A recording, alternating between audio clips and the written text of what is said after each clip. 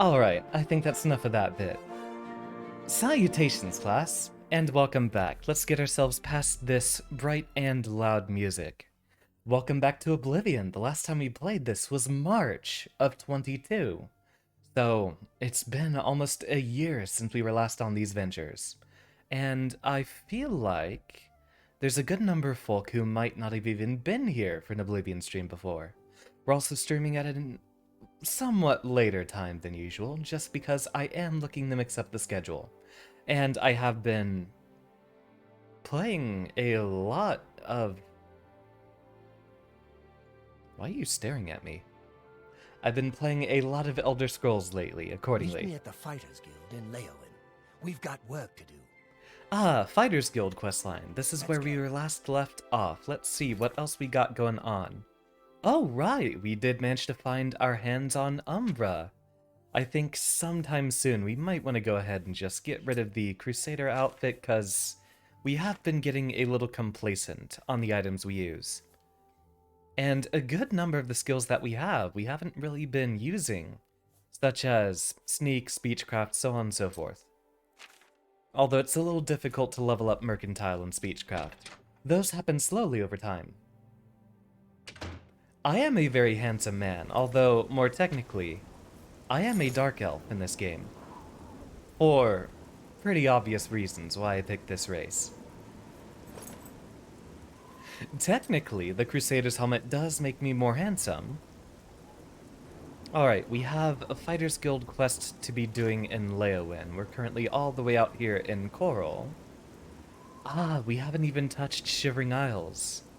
You know, I feel like that would be a wonderful celebration to get into. Other than that, where are we in the Mages Guild questline? Ah, we have started the Dark Brotherhood, which is something we can get to eventually.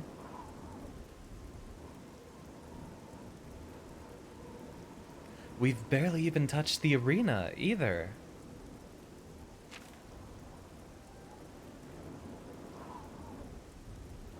Ah, that's right, we were waiting on a response from Hannibal Traven. We were getting close to the end of this. Something something magic affinity. What are you referring to specifically there?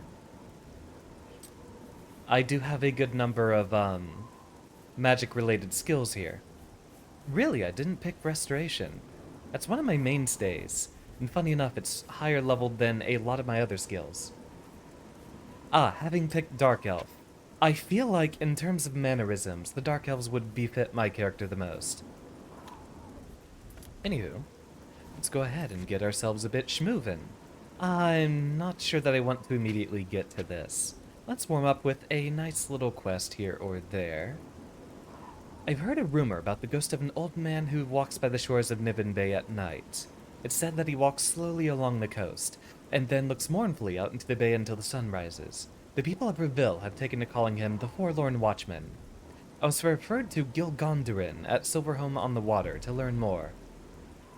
I think that would be a wonderful segue into Shivering Isles, which, given how little we've done of this entire franchise, it's something we could afford to touch up on. Stop right there, criminal scum. No one breaks the law on my watch. A classic indeed, although I usually play as a law-abiding citizen. I do try to view a lot of Elder Scrolls games more as role-playing experiences, rather than a power fantasy, and there is a subtle difference. Although not to say that a role-playing experience doesn't include a bit of power fantasy. A warm welcome to Mal and Slasher. Just started Skyrim for the funsies. I have been ruthlessly addicted. Been playing a lot, and I mean a lot, of Skyrim lately myself.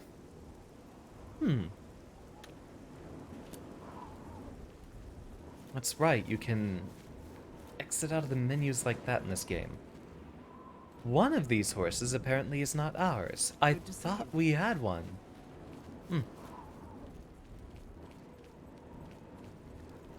Ah, we have been closing a lot of Oblivion gates as well. Why is my main spell an ice spell? You'd think I'd have something a bit stronger than that, right? Ah, it's an elemental spell. I got it. Right, we had ourselves a little combo set up. A weakness to magic coupled with a elemental damage spell, so that we could get a lot of hurt on them at once. We're on the wrong side of Coral. We need to be heading towards the southeast side. Indeed, who said I can't roleplay as someone with a lot of power. Although, my expression of that specifically is not necessarily to murder every guard in town. I've only had one character in my entire Elder Scrolls experience that tried to do that specifically. I just don't see the benefit of it. Besides, the guards are pretty good at destroying any bear or wolf that decides to follow you to a town.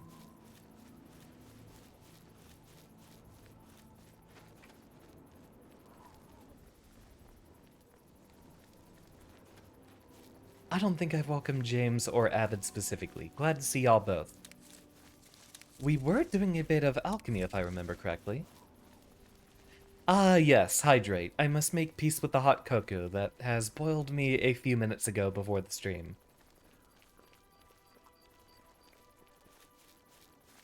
Since then, it has cooled off, so I believe we're allowed to associate again.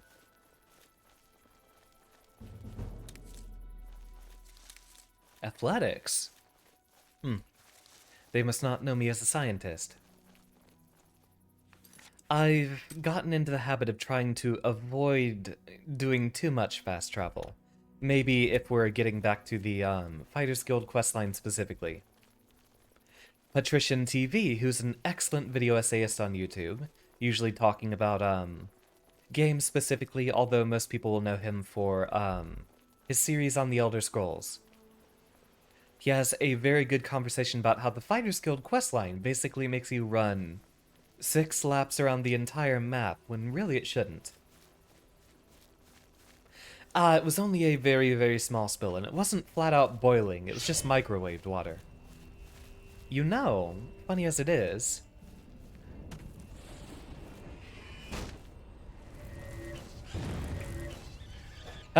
very effective.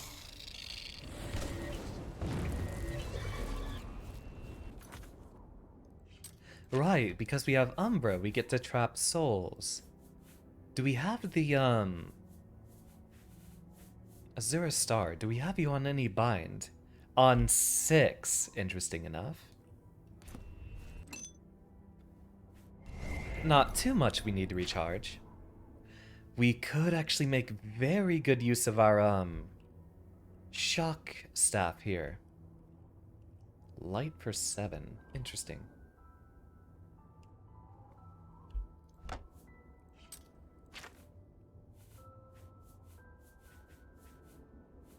We really haven't done any focusing at all on Conjuration.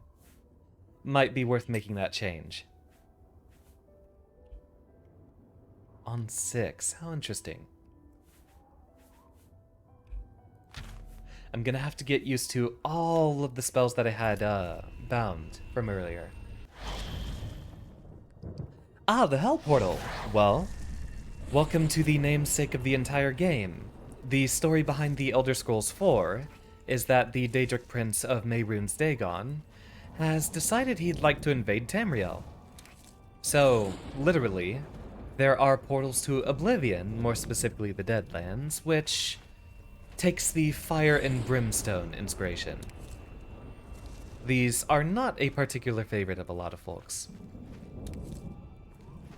Daedra, they are the equivalent of, demons in the Elder Scrolls universe, although they're not exactly a one-to-one example.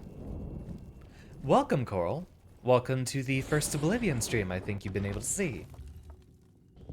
Daedra do occupy a lot of demonic presences, but this, for example, despite looking like a dinosaur, is also a Daedra. And so is this Atronach, which is an elemental, more or less.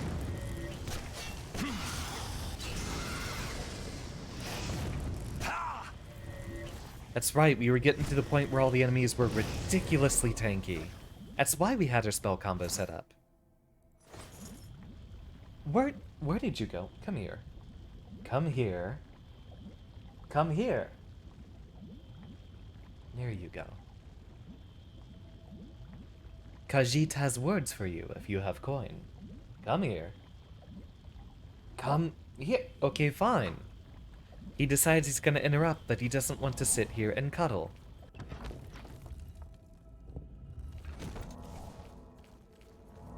Oh, now he wants to go. Come here. Ah. Scrunko time. That would be a trap. Gently avoid that. Here are some of the more demonic-looking denizens of Oblivion.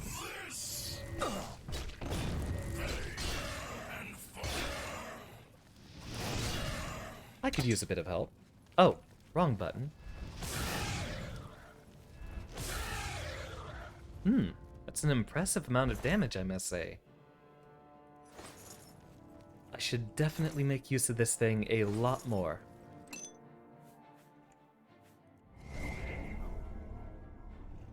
Ah, there we go. Well, we've already reached that time, everyone. Khajiit has wares if you have coin.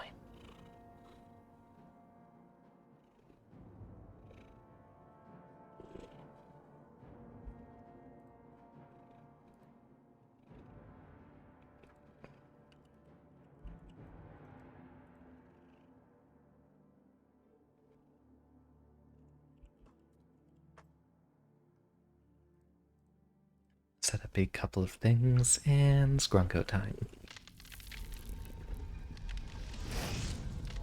Oh, hello there.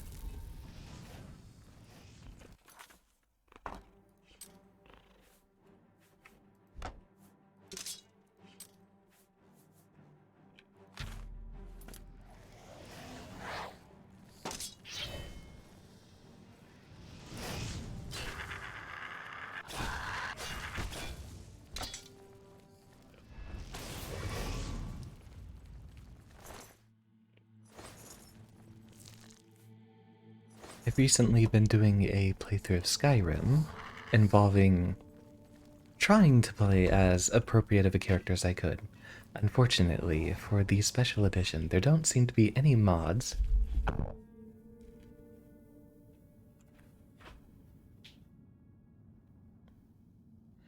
Very sorry to anyone who might have had their ears just exploded. That was Scrunko deciding he was done resting and immediately jumping away. I think he wants to stare out the window real quick.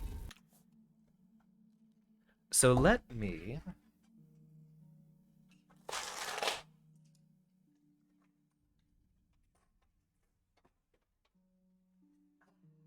open that up for him. That was weird. Ah, welcome back. Yes, indeed, that was, Scrunko deciding he was going to take his departure. In the most violent of ways possible.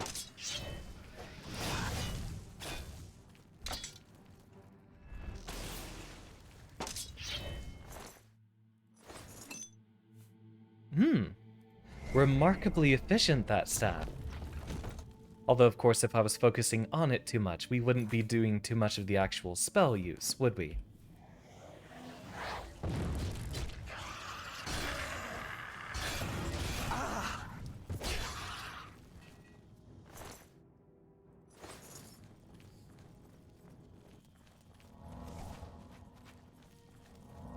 As you do have headphones on. Understandable.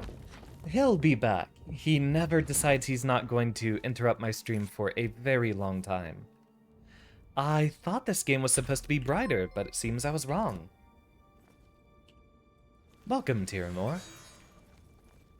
I don't play Oblivion very often, but I have been looking back into returning to it a lot.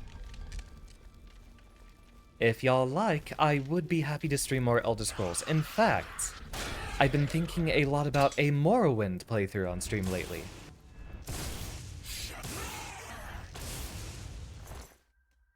Interesting.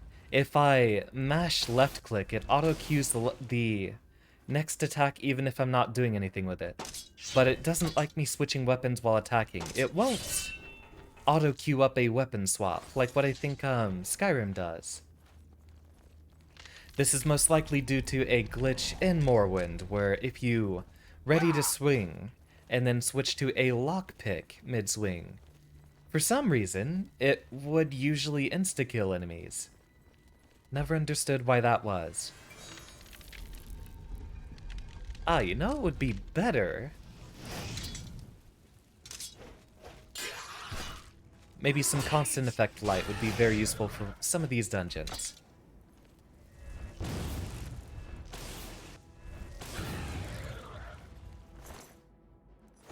Go ahead and take care of that, and take care of this. I will want that soul, however.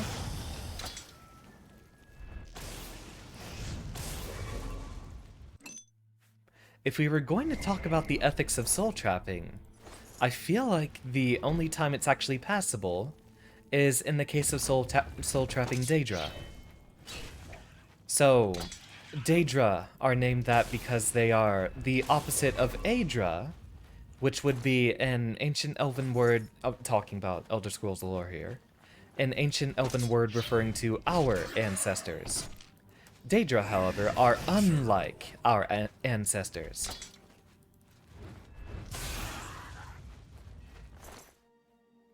I knew Dremora were weak to shock, but I didn't know they were that weak to shock. I don't think I even have the difficulty on very high. No, right there in the middle.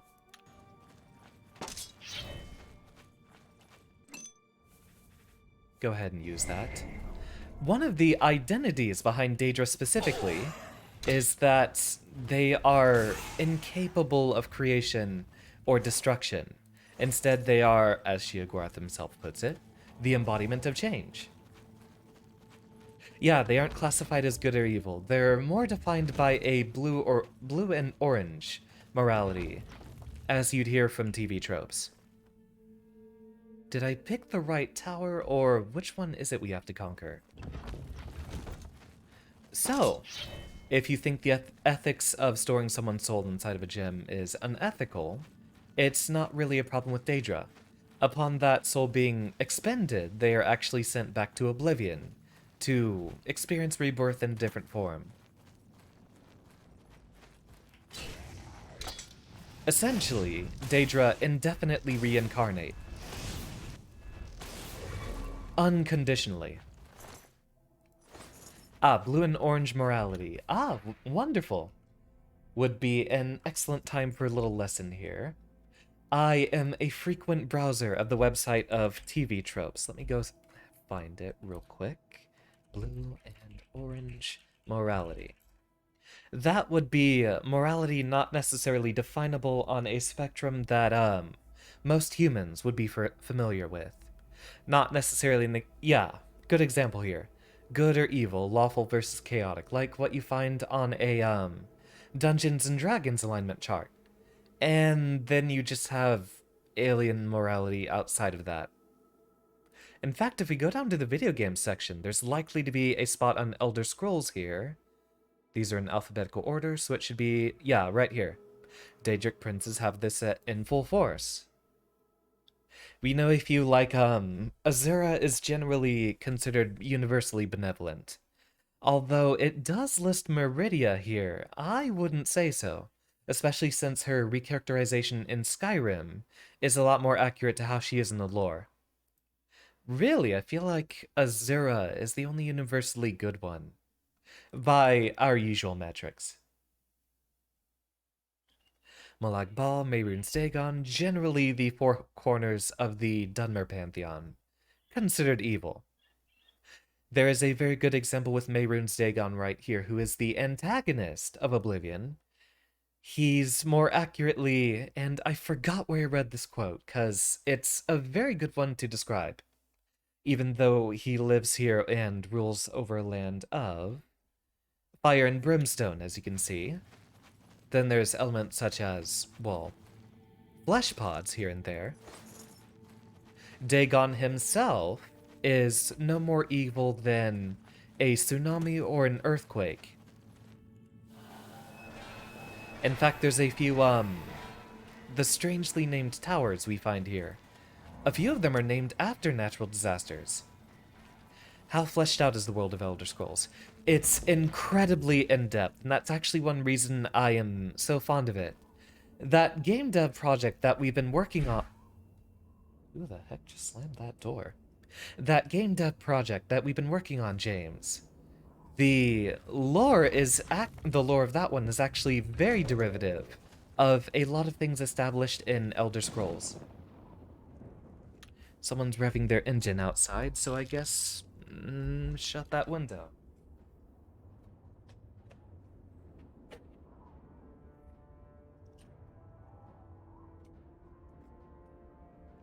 The lore is very fleshed out, but a lot of it is kind of written in the background. Especially in Skyrim, and especially in Elder Scrolls Online. They did start adopting a lot of cases of, oh hey, we'll just make the fan-servicey bits of the lore a lot easier to understand. Umbra here, for example, is a very, very good example.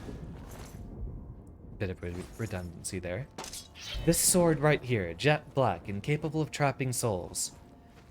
In Morrowind, it was given a different characterization as it is in Oblivion and later in Skyrim. Originally, it was just a very, very good, very, very sharp jet black sword, which was named Umbra because of its black color. In every game where you find Umbra, it is wielded by a warrior of the same name. Nocturnal is also considered good by a weird different metric, indeed. In Morrowind, the warrior by the name of Umbra just decided to name himself after his sword because, given that he's basically just been doing violence his entire life, he's best known just by his sword's name, since he hardly did anything different. Ah, we can't repair that sword. You know what would be an interesting playthrough for Xander in the future? Specifically, a bound weapons focus. Ah, and now we go down and up to the main tower here. You know it would have been fun, and I don't know if it exists, or if it's even possible with, Oblivion scripting. If they could have formatted these, Oblivion gates as kind of roguelike dungeons, that would have been a lot more fun. Yeah, Umbra chose violence as the answer all his life. He's basically supposed to be an allegory for the player character that's completed every quest. When you find him in Morrowind, he's basically talking about how he's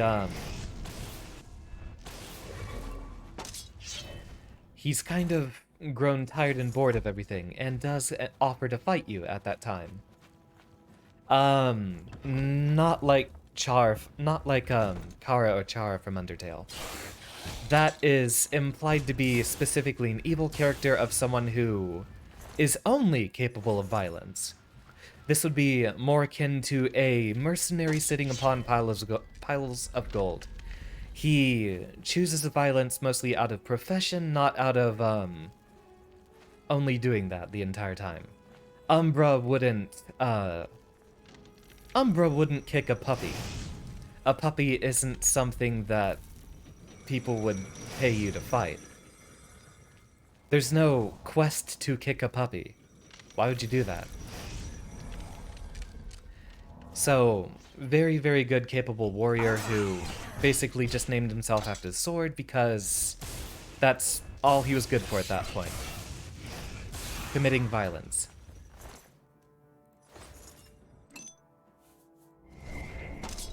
And when you fight him, you take the sword. And it's beloved because of its very, very strong damage. The soul trap effect is just kind of a little bonus to throw out on top there. Yeah, Tyr Moore's correct. He's like a bounty hunter that has nothing to do with all the gold he has.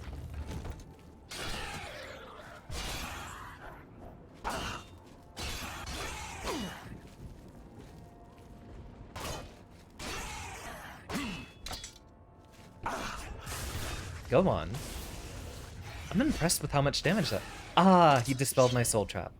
Not that I would have been able to do it to him. But you know I had to. Char's evil alignment is theorized to be a consequence of the genocide route, not an inherent trait. Always thought it was weird about how, when you get the true ending in Undertale, and spoilers if you haven't played it yet, but who cares about Undertale that hasn't played it yet?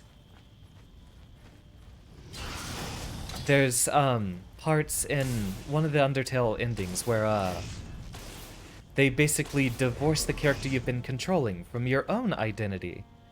And it's kind of funny. They rudely talk about, the name that you input at the very beginning of the game as not a nice person.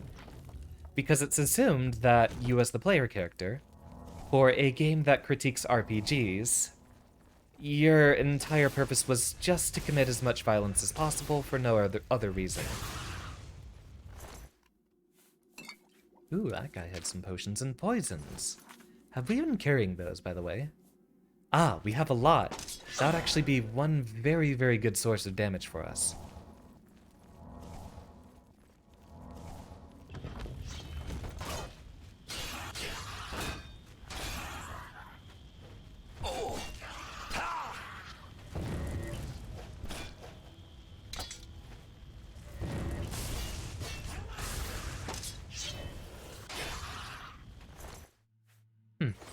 Maybe I should craft myself some stronger lightning bolts. It's doing that much damage here. So, you fight this guy named Umbra, just named himself after a sword, and give him what he kind of wanted. And end to his boredom. Come in Oblivion here, it's characterized differently. Instead, we get that Soul Calibur trope, where the evil sword possesses its user, and then they name themselves after the sword not because they've slowly devolved their identity, but because their identity has been stolen by said weapon. In this game, it's part of Clavicus Vile's quest, where they brought it back, of course, just because they like having a lot of consistent items across games. Yeah, I really need to craft some new spells here. Exactly, hence why I mentioned the Soul Calibur trope specifically. In this game, Umbra functions essentially like Soul Edge does in Soul Calibur. Evil sword, craves souls, eventually just takes over your entire identity as a result. Thank you.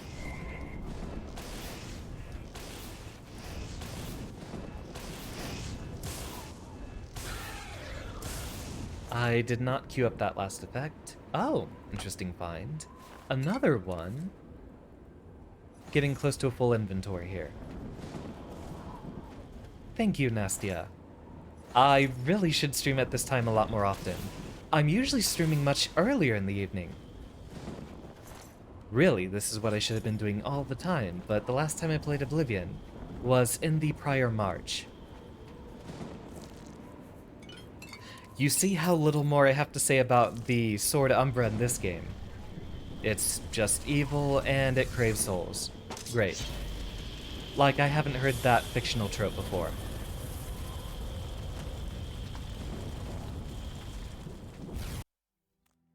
I haven't played Soul Calibur in a while either. I definitely would love to give that one another visit. What sigil stone did we get anyway? Absorb agility. Not bad, actually. Especially since, last time I played this, I didn't know how valuable agility was as a stat. I say, why don't we first stop ourselves by the Imperial City?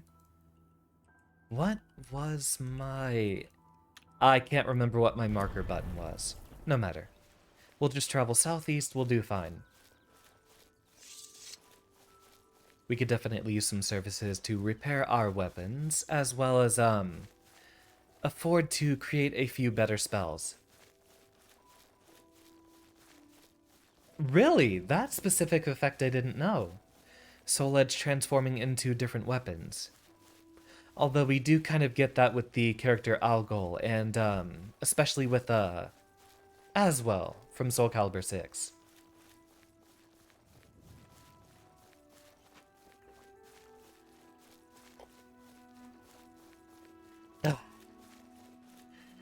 Umbra didn't make an appearance in The Elder Scrolls V initially. They brought it back in the Creation Club, where they egregiously destroyed a lot of the long-standing lore just to bring back a bunch of nostalgia bait and sell it back to you. Did I bring up the wiki earlier, specifically? No, we were on TV tropes, that's right. I could... Oh. I didn't even need the staff for that one. Oh! That didn't go into a 0-star. I had a smaller one lying around somewhere. We've got quite a bit of gold. I think we can do a bit of spellcrafting well enough. I haven't played a lot of the Creation Kit content in Skyrim. Specifically, I think we did end up getting pretty much the same tale. Someone's got the sword, you gotta go fight him, you gotta get it, and it's a pretty powerful sword with a pretty good enchantment in the new game. I do like one thing that they did, and that is the fact that it has an absorb stamina and health enchantment, which does kind of go along with the whole narrative of it being a sword that steals identities. In one of the games, every character has a weapon skin that is just a Soul Edge version of their weapon. You say every character, so I don't think it's 4. In 4, a lot of characters get a specific Soul Edge or specific Soul Calibur version of their weapon. Market District is to the northeast. I've been playing a lot of Skyrim where I use escape to get out of menus, but I forget you can actually have both of them open in this game.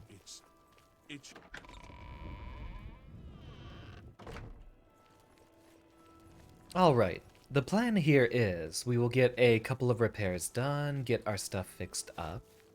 I think the reason why I went specifically for the Crusader set so strongly is I just don't want to pay those repair fees. The solution here, I think we actually deserve to cheat with. Actually, no, we can't even cheat because all of our gear's enchanted. You know what we could do? Oh, wait, is it too early? Get hora es, 7:41. Just a few minutes too early. We can probably do it in Slash and Smash, or the Best Defense. Either of these places will work. So, while we skip the wait function, we will instead sit here gently in the town center. And that would be a good time for a hydrate. Also, welcome to the computer lab, Nastia. Do correct me on how I do have to pronounce your names. Thierry Moore and Nastia Moores. Or just Moores, or whatever you'd like. I try my best to learn the proper pronunciation of everyone who walks in here. Cervantes the pirate used dual-wielded swords, so Soul Calibur turned into that. Which, one of them would have been a pistol, funny enough. Right! I never played the first Soul Edge. Or the first Soul Calibur. Or the first game being called Soul Edge. And then we got Soul Calibur. Soul Calibur 2, 3, 4, on and on after that. Wasn't Cervantes the first antagonist? I never played that one, so I wasn't entirely familiar with the setting there. There we go. You got some repair services for me, friend? Let's see what we've got here. Never mind. Bye. Umbra, you get stored in a chest somewhere. I don't think I need to keep using you. Although... 34, not bad. One thing I know we can do... Nastia Moores, noted. I'm Vernado. I can show you some new things. Wrong training. Farewell. The best. Not smart to carry around broken equipment.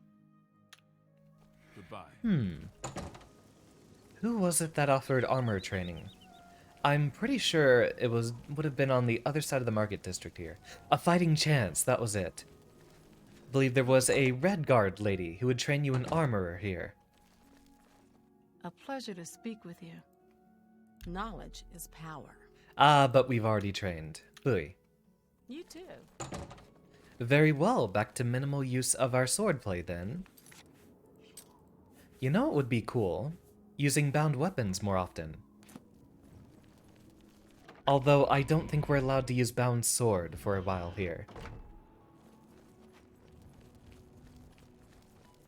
A shame. I've been rethinking about what I want to do for whenever we get to a Skyrim playthrough inevitably. Characteristically, having a build focused around bound weapons might be appropriate. And similarly enough for Morrowind when we get there. For 5, Pyra wielded it, so it turned into a short sword and shield combo. That I remember, although I did try to block the story of 5 out of my memory. The gameplay was great, the story, not so much. It's you.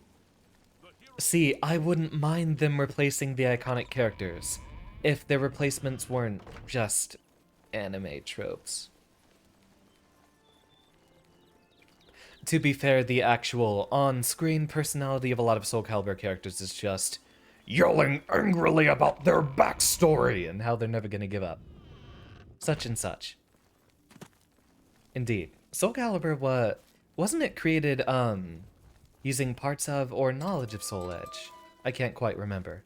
I know Algol was responsible for it, but I can't remember what he did with it. Now, which one of you was the spellcrafting place? This was for alchemy.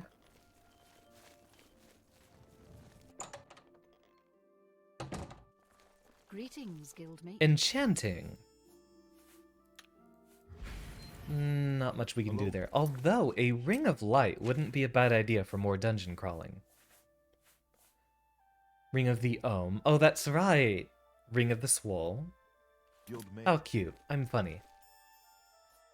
How much would it take?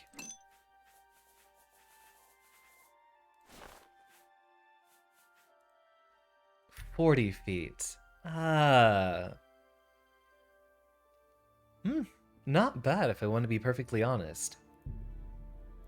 Ah, right. What do we call this?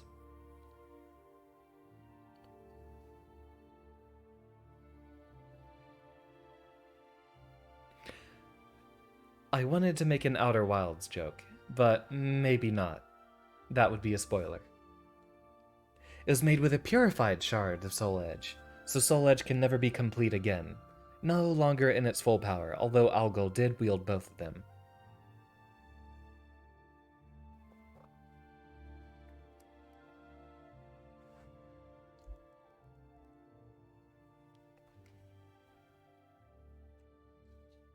I don't know, I like picking humorous names for my enchantments. I can't figure out one for this.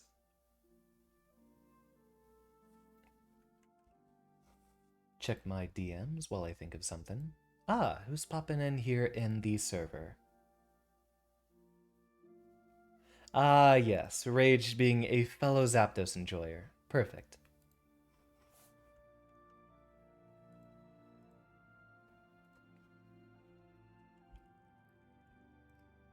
Good enough.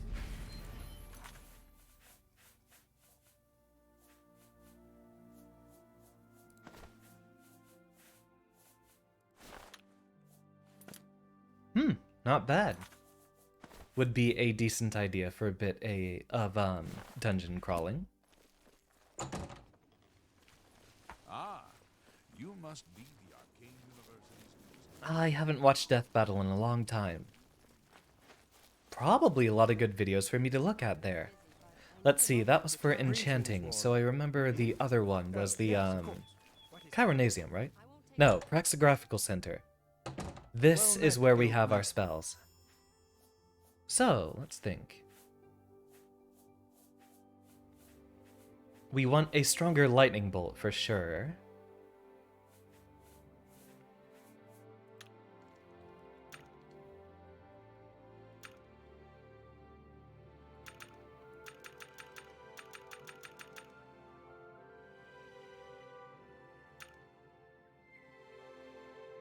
We'll do it for 1 second. Yeah, we can fire spells off about 1 second after another, so we'll just do that for all the damage we need. 75? And I'm not quite there yet. How about a 40? Still that expensive.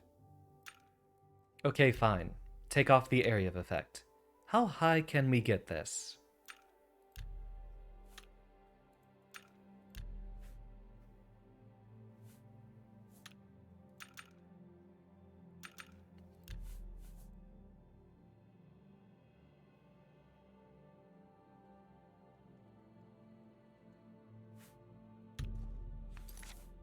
Alright, we will bind that here as one of our primary spells. Especially since I do not want to keep repairing weapons like this. Well met, Guild. Actually, no, it would be great.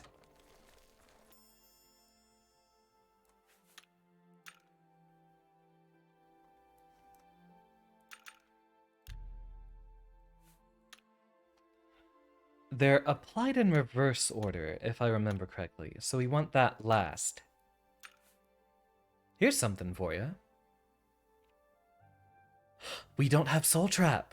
Hello, guildmate. Do you happen to Well have Soul met. Trap? Have a look at my wares. I'm sure there's something to suit you. You have a legendary version of it. You too. If you played this again, you'd make a lightning bolt spell that has full magnitude and call it Unlimited Power. With a lot of the Skyrim mods I have on, you can definitely have Well a... met, guildmate. Oh, well, Well there's met. a lightning storm spell you get by default. But there's also, in the mod pack I have, an expert level spell that you can still cast whilst moving, and that definitely fulfills my, Darth Sidious fantasies. Dragon Slayer Sword is literally just a hunk of metal.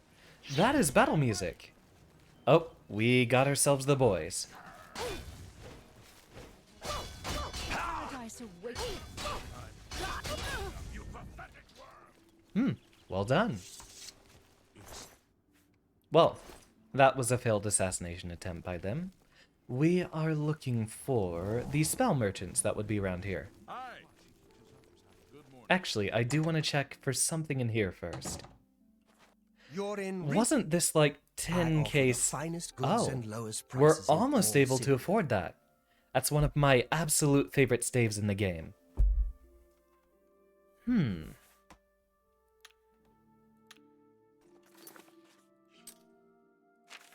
We do have a few relatively expensive items on our person.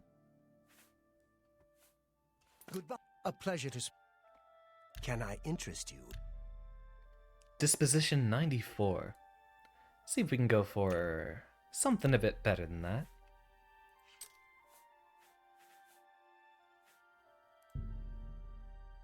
You drive a hard. Ah, bargain. well done. Let's see, can we raise that a bit higher? How about 70? Can we get much higher?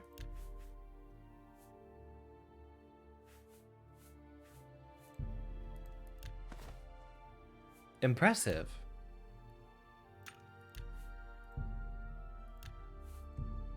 I can't do that.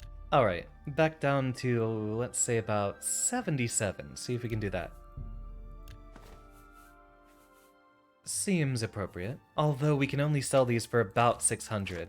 Not too much here. The less powerful staff.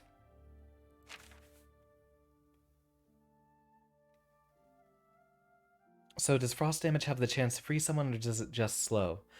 If we're talking about Skyrim, it only has slow. If we're talking about this game, it's just a certain element of damage.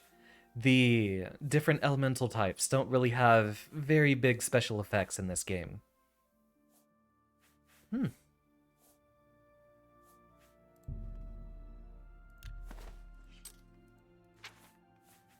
Almost there. Tell your. Actually, wait, Have if a we look sold around. one more You item... won't find better prices in all Tamriel. Ah, but we can't get the right price for him. Fine enough. That's a good deal. Now we need to look for someone who might be selling us a soul trap spell. We'll use that as an emergency weapon. I think the Staff of Shock here is a lot more efficient. And does what we need, for the most part. There is an interesting quirk with some of the elemental effects in this game, though. Greetings to you. What do you want? And I'll see if I can have a chance May I to interest you in demonstrate some here in a of my moment. fine wares? Superior soul trap. Far too expensive. Take Go ahead. Can I interest you in some of my wares? Who was responsible for mysticism? Leia Wynn. That was the, city. So, fire spells don't have any particular special effect in this Edgar game. Vatrine. Have a look around. You won't find better No soul prices trap. in all Tamriel. Goodbye. Fine, guess we head there one of these days. Might as well have this out. Welcome, Kayla. Glad to see you.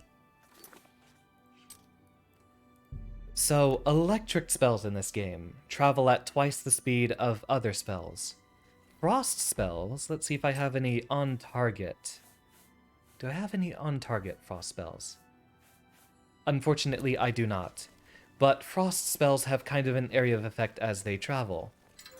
If you play Skyrim, it's a lot like the adept level ice spell, where the area of effect is not an explosion once it reaches its destination, but as it travels.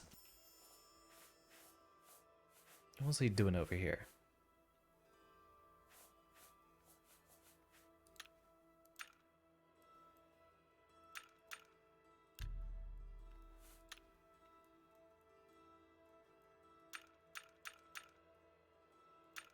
I guess until we have a better option.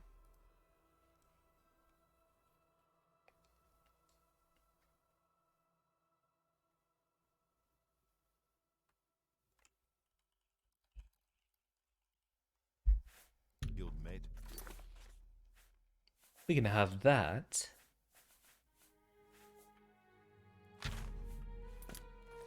Since we don't want to keep paying to repair Umbra and we can't do it ourselves, we'll go ahead and see if we can get our main damage output out of our staff here. Hello. Ah, scrolling through menus has scrolled me way far back up in chat. Yep, I've had that redeemed for a while, Leviathan. And welcome, Chris. Glad to see you. Yeah, they don't take any extra damage over time just for fire. However, fire is the cheapest the cheapest of the elemental damage effects.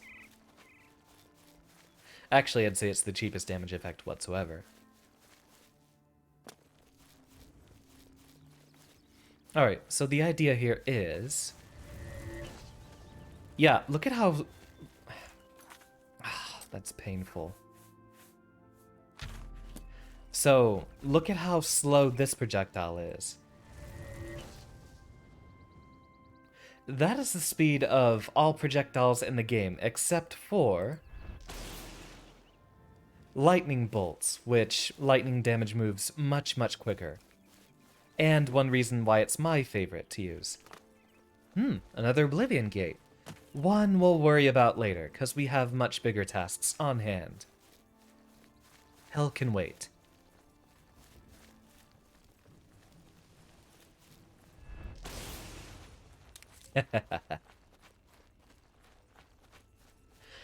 Yeah, try to use your points on something better than that, Leviathan. I would hope you wouldn't be too interested in receiving said nya. I did not click twice, thank you very much.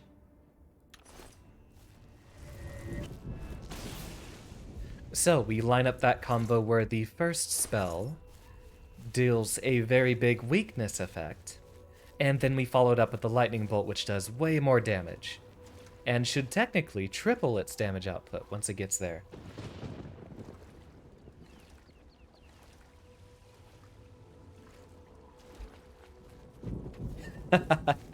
I do need to give y'all some better redeems.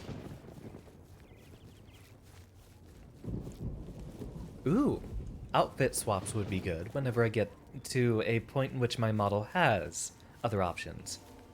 Who's still fighting me? Someone out there.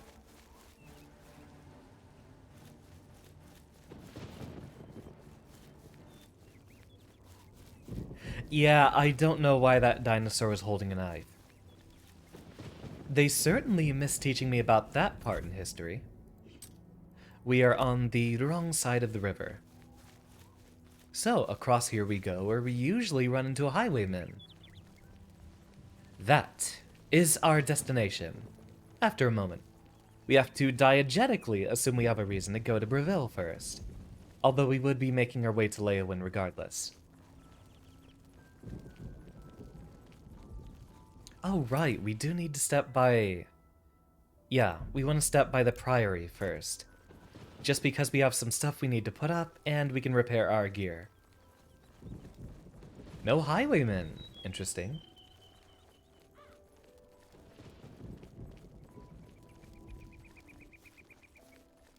Funny, you see a guy in Crusader armor and you don't think he's going to be wielding a magic staff as his primary weapon. Something you get away with in Morrowind that sadly is not part of a thing of future games. Where you fall down and bleed to death. This is the part where you fall down and bleed to death. I love this game.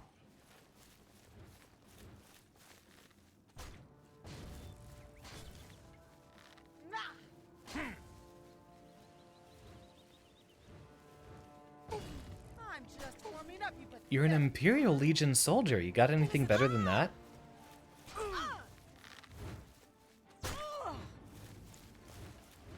This is the part where you fall. Oh. Suppose that was my negligence that enabled that to happen.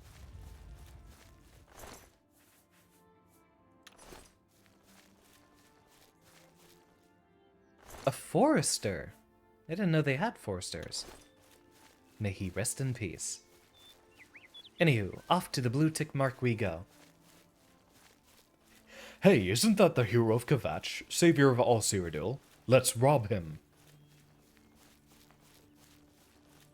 That's one thing I thought was funny, especially getting into the some of the later games where they do have the opportunity to actually have people react to you. You could be walking around in full Daedric armor and, well, bandits would still attempt to rob you. My favorite is when you're like level 40 in Skyrim and the roadside thief walks up to you. Alright, hand over your valuables or I'll gut you like a fish. And he just got like a little steel dagger up against you in ebony plate. That's how I usually interpret it, Tyrmor. Bandits thinking, oh yeah, I can take this guy. What's my auto-walk key? There it is. I'll use that time too. Oh wow, I needed that. Ow! Yeah, I needed that. My fingers are doing just fine. In fact, I might have just cracked them right in front of the mic. I don't even feel the burn anymore, and I see no scars left behind. I wouldn't say it was exactly boiling water, just relatively hotter than normal. Water that's been microwaved for a couple of minutes.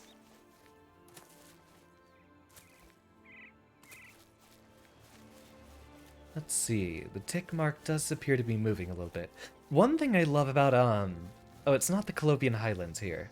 Isn't this area called the Westweld, I believe? Yeah, the Westweld. I always love the juxtaposition of the red-leafed trees, which I guess they'd be, maples, right? Yeah, those look like maple leaves. But we don't necessarily have to assume that every single thing we find in Elder Scrolls is a real piece of flora. Another gate. You know, I don't mind these being as repetitive as they are, to be perfectly honest.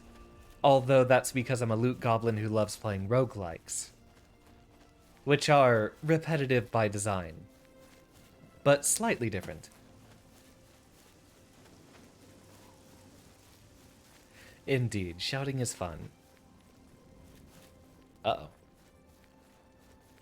Almost got stuck on level geometry there. No, this is not the one that has the giant Nirnroot. That one is north of Skingrad, I believe. We are currently south.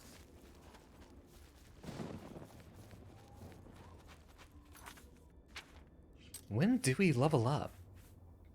Apparently we have a long way to go, although we will have to be leveling up our main attributes.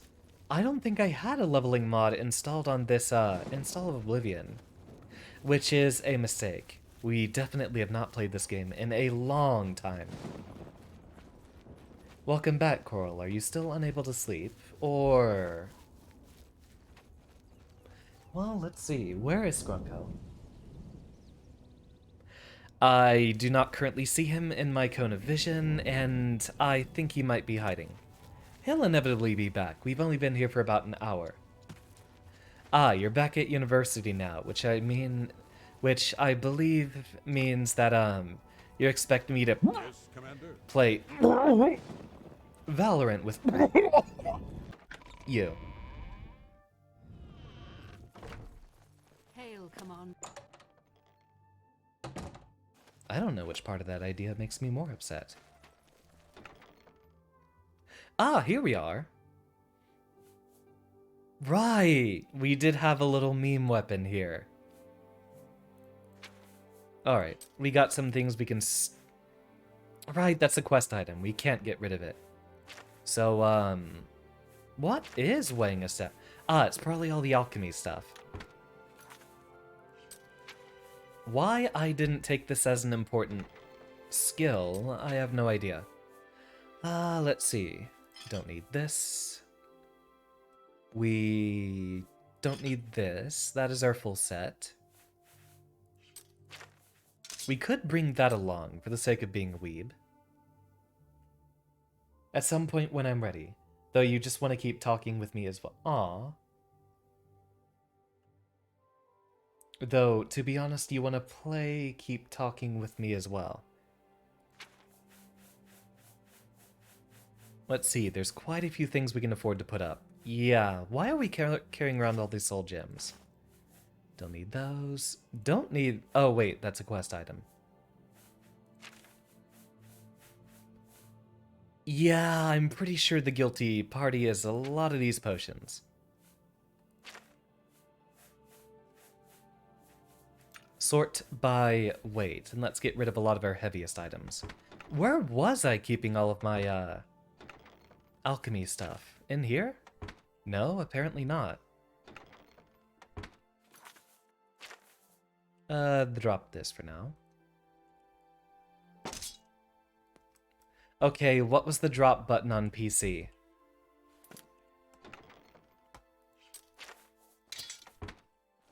You'd think they could afford to have that on the UI. I was putting stuff up in one of these cupboards. Or maybe it is just that chest. Or maybe it's one in here. Haha! Long loading screen. This will be the one. We've got way more potions than we know what to deal with. The Daedra hearts are definitely the biggest culprit here. And a lot of fire salts, too.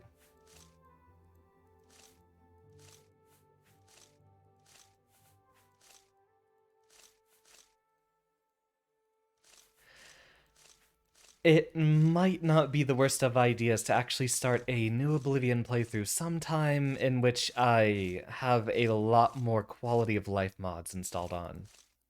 Although Oblivion and Morrowind, I prefer to play generally minimal. In Morrowind, I basically only play with mods that fix up the stamina and magic regeneration, as well as something to fix the leveling. The leveling is the only issue I have with Morrowind. Yes, Commander? Greeting. Oh, Usagi, is this really the time? Oh, wait. We had one thing we had to do. Oh, keep talking. See, if you said keep talking and nobody explodes, I would have remembered.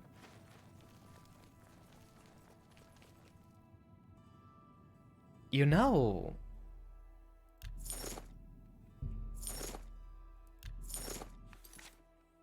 Pay no attention to the very handsome dark elf on your screen. The sword's actually ridiculously strong, but,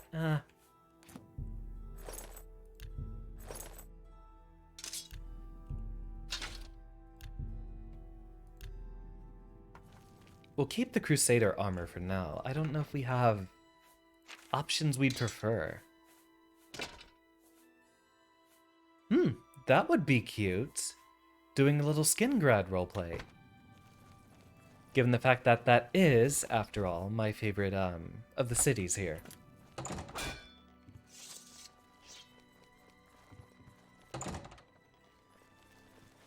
Unrelenting Force is definitely fun for that purpose.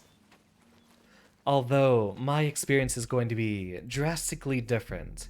I did just mention that I play Oblivion and Morrowind with relatively minimal mod sets. The exception is Skyrim. I cannot play vanilla Skyrim.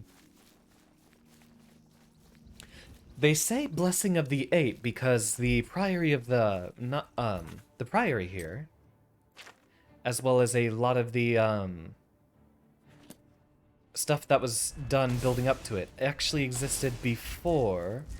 Oh wow, it's an impressive amount of magic.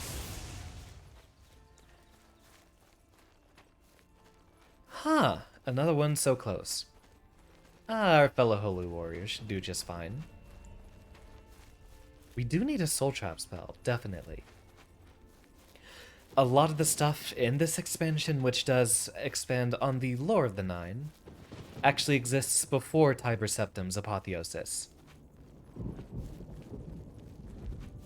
More specifically, they like to refer to it as the 8 and 1, because Tiber Septim's a little bit special. Before Mighty Talos, indeed. The man who became a god. And then started a whole bunch of controversies accordingly. You know what? We're an hour in. Once we step over onto the coastline of Broville, we will take our first break. And I don't think we need to care about the Forlorn Watchman. Given that this is an excellent time to celebrate the progress I have made as a streamer, and for this being an unusual night on a Saturday evening, rather than early evening on any other day of the week, I think we should celebrate with the best expansion to ever grace an Elder Scrolls game. Yeah, the Oblivion Gates everywhere is really a byproduct of the main questline. Yeah, there's like 60 of them, I think, that are guaranteed to generate. Oh, you've been following me. Oh wait, no, this is a more appropriate response. There we go. I need to stop accidentally clicking twice. We're gonna run out of charge. So that's why I was using Umbra. I didn't have a soul trap effect. And we drastically would be running out of, yeah, 60 magicka for that. We only get to cast that twice. Even in spite of having such high destruction and intelligence. Oh, and there's another one.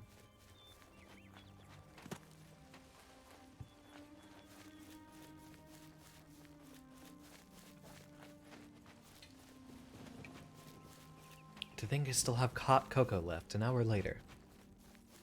Alright, drinking challenge.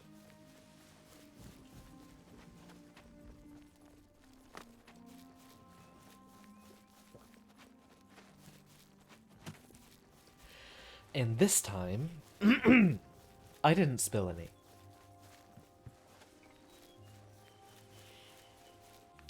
The thing is, I think Flare is the... Yeah. Flare is the starter fire spell you get in this game. Interesting juxtaposition.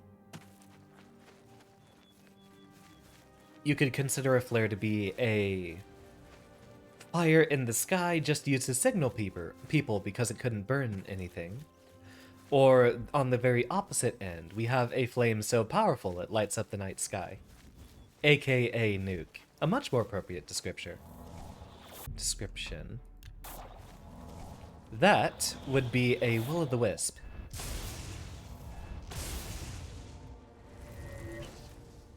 The occasionally invisible enemy.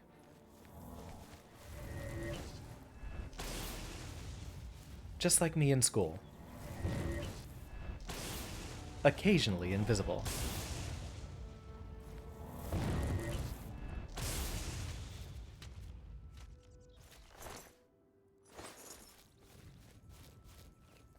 That is a will-o'-the-wisp. A little glowing speck who likes to antagonize us. Never played Kingdom Hearts. Probably never will. I could never get into Final Fantasy or basically anything from Square Enix. I know FF14 is where VTubers go to die, but I've tried getting into that game twice. Couldn't convince myself. This gate we will probably end up closing some other time. This is one of the important gates right before City. Alright, before we make our very important little cruise here, 'tis time for a break. I will grab myself a refill of tea, and we will see you all in just a few minutes.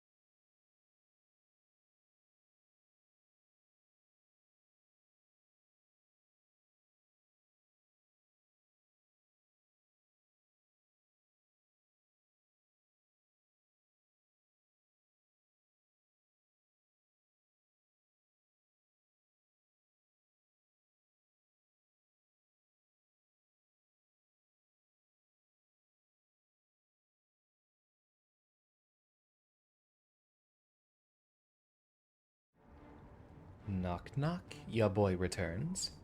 And, oh wait, there is... Yeah, there's still steam coming off of that glass. I'm afraid I cannot immediately redeem that hydrate, Chris. Oh. I wasn't necessarily setting up a knock-knock joke, but that is an excellent thing for me to think about while we swim to the other side of this lake. Welcome, Aaron.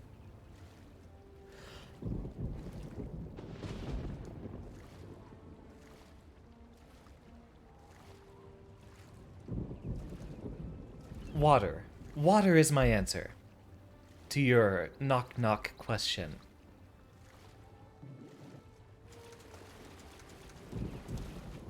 Ooh, lots of other alchemical ingredients.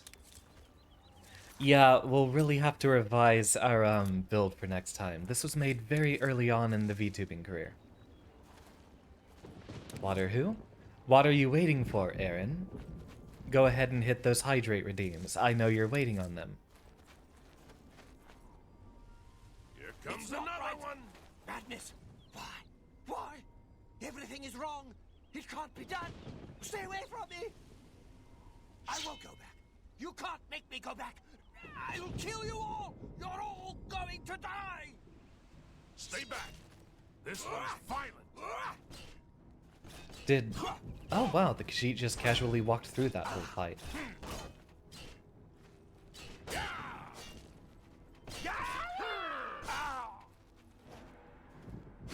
Am I supposed to be impressed? Oh!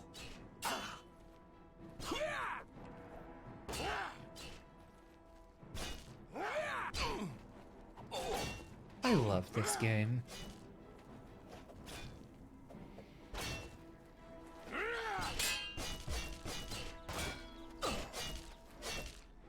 Ah, he's almost dead. You're doing quite well for yourself.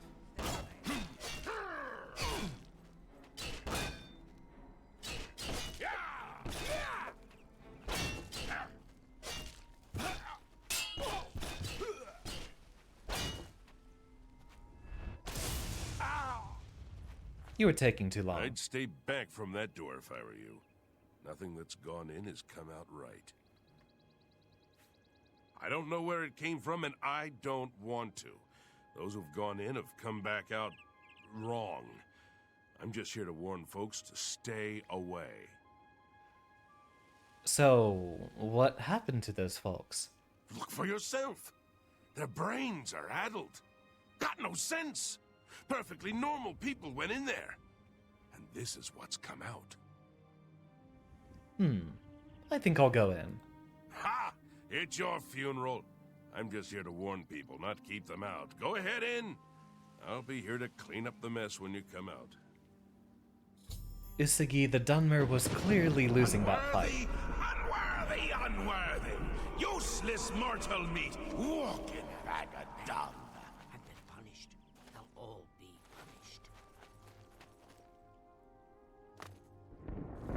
A nice effort, though. Shame he's dead. These things happen. There we go. Here's a good vantage point. Bring me a champion! Rend the flesh of my foes! A mortal champion to wade through the entrails of my enemies.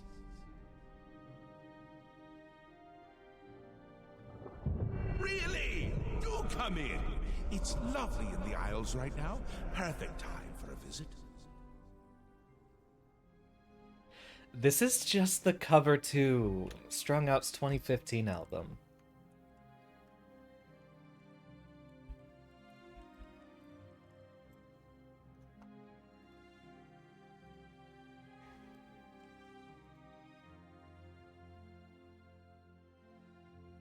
Look at that. We got the face here. We got the face here. Something I was always charmed by. Although, that's not necessarily the first time the blended face trope has been done. Hello, cat person. How you doing? No, go away. I'm not here. Understood. So, you say people walk in here, and they come out acting like complete lunatics. This can mean only one thing. This is the portal to become a VTuber.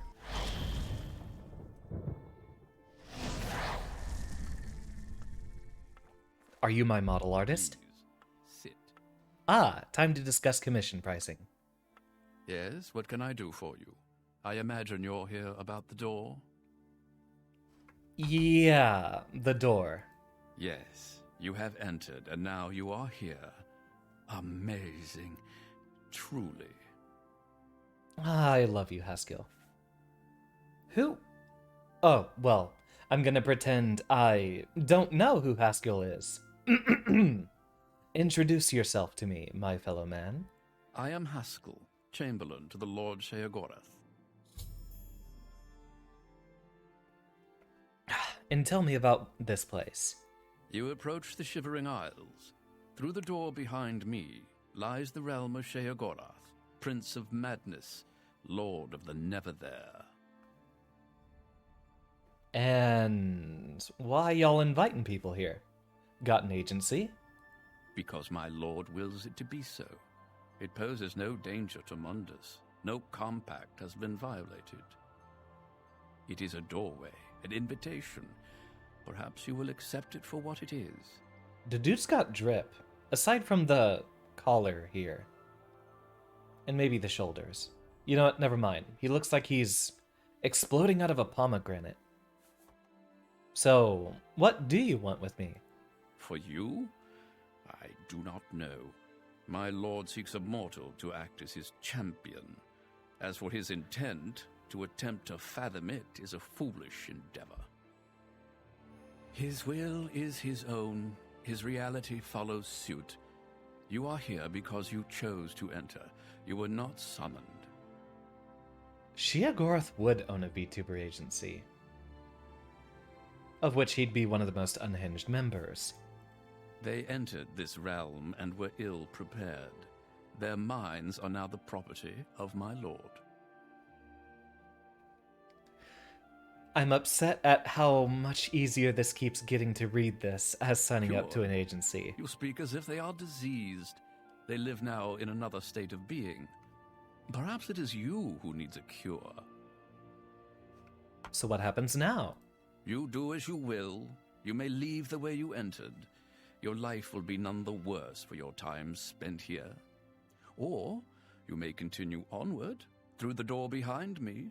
If you can pass the gates of madness, perhaps the Lord Sheogorath will find a use for you. And if I go back through the door? Who is to say? There are always choices to be made. The realm of madness is no different in that regard. Your choices are your own. Enter or do not, but make your decision. I've other duties to which I must attend. Speak with me again when you have made up your mind. The anticipation is almost too much to bear. I could go back to my responsibilities in Cyrodiil. There I have some mage duties. I could go do some Fighters Guild quests. Or Mystery Box. Well, have you made up your mind? The tension is almost palpable. Oh, there's no finger burns. It wasn't quite boiling water. So I'm fine. Fine. I'm sure my lord will be most pleased, assuming you ever manage to see him. You'll want to pass through the gates of madness. Oh, and mind the gatekeeper. He dislikes strangers to the realm. Enjoy your stay. My knuckles are still a little bit pink, but I don't think it's any issue. Yeah, doesn't look like any burns. That's the usual cold weather pink knuckles, I'd say.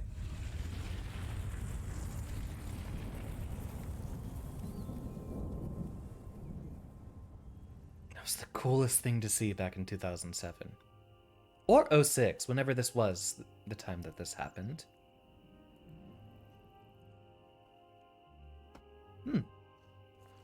I can return anytime. Also, stop and smell the flowers. There's lots of very, very good alchemical ingredients in here. And welcome everyone to the Shivering Isles. This is the best DLC I've played in any game with the exception of Outer Wilds. This is definitely the best Elder Scrolls DLC. Wrong spell. Yeah, good little combo there. Flare also comes in different ranks, each one more powerful than the last. In Smash Bros., Sephiroth knows Mega Flares as Neutral B. You know, it was actually, right before Sephiroth showed up that I stopped playing the game whatsoever. So I hadn't had much time to experience him, or, Hero, or Kazuya. Been far too long. My friends are also less interested in Smash Brothers, which is weird, because our entire friendship basically built up around that game. It would probably still remain strong if Nintendo actually had any good online, but trying to play with 10 frames of delay is egregious. Hence why rollback melee was so important. Why are we swimming through the swamp part? We don't need that. I tried to warn them. Hello, I'm Sheldon. I've been here the longest. That's why I'm mayor of Passwall. That, and because I'm the best at being in charge. Welcome to my town. Quite the welcome. Tell me about this place. The place was pretty deserted when I got here. Of course, once I was here, others followed. Can't say I blame them. You don't seem to be that mad compared to a lot of other folks. They say the keys are sewn up in the gatekeeper's body.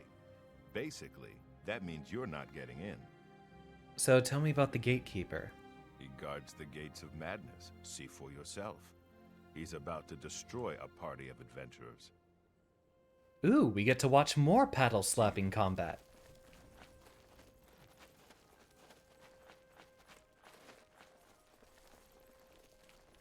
I love the skies in this DLC. Absolutely incredible. Oh, that guy's got a glass weapon. Yeah, you kids have fun. Oh. Yeah, no, there he is. Come on, fight harder. They should have listened to me. Keep fighting, men. Oh, he went up into the air. I was wondering where that guy went.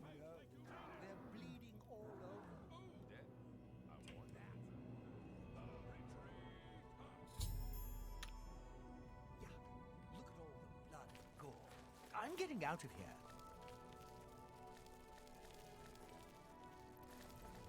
Hey, you there with the glass weapon. He's too much. Killed all my men. Get out of my way.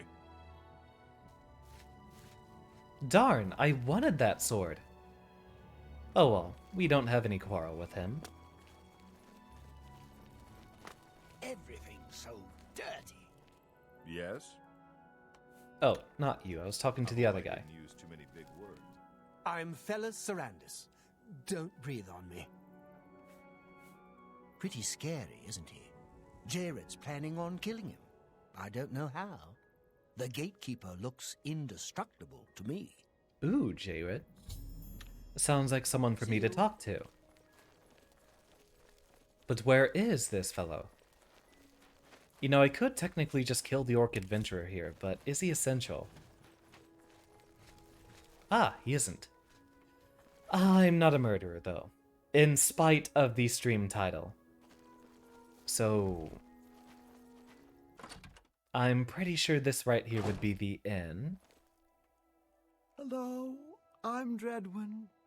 No one was running this place when I got here.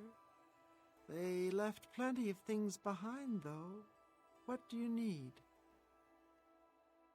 She can keep a good eye on myself and my best friend at any time. You know where this J-Red guy is? He protects the gates of madness. He'll kill anyone who gets near. Anyone except Relmina Veranim. She's staying upstairs right now. Okay, so a little bit more progress there too. Hello? Nope, no one in here. Hello? Well, what have we here? Another hopeful whose blessing hasn't fully taken root? No, I don't think so. You're an adventurer? How disgusting. Why don't you go back the way you came? Huh. Does this mean red hair is canon for Dark Elves? Guess I'm not too out of character then. I hear that gatekeeper guy doesn't attack you, so why don't you tell me about... The gatekeeper is my child, the consummation of Sheogorath's wisdom in the womb of my genius. Gross. It was a painful and bloody birth, but well worth it. I hope you're speaking figuratively. His brothers were less successful. You won't bother those blessed by Lord Sheogorath. You, however, will die trying to get the keys from my child. Then I need to kill the gatekeeper, obviously. Try him if you like. Believe me, after you die, I can put your flesh and bones to very good use. I am a tad pale. Should I have made myself an Altmer? Might even be an option for a future game. Although canonically, Xander, being derivative of Alexander, would actually be an imperial name. And canonically, it is an imperial name. Howdy ho, Spiced Fudge. That name's familiar. I feel like it's been a while. And I don't see the first time chat notifications, so a warm welcome. Oh, well, in terms of Dark Elf, in terms of why I picked a Dark Elf, that's roughly the kind of racial abilities towards a character that I'd like to build. Mostly offense, but well balanced. Indeed, it has been some time. I'll find a way to get past him. I'm bored with you. Why don't you talk to Nanette? She likes talking. I'll need to cure her of that habit soon enough. There's one sure way to stop a tongue from flapping. Cut it out. Shall I demonstrate? Hands off, sister. No one touches the talent. Who am I looking for? Let's see, Sheldon's house. We're looking for some Jeanette, I believe? Or, wait, no. Nanette.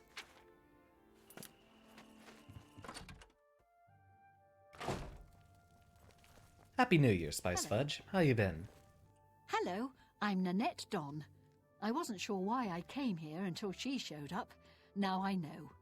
I'm going to be a powerful sorceress, just like Relmina.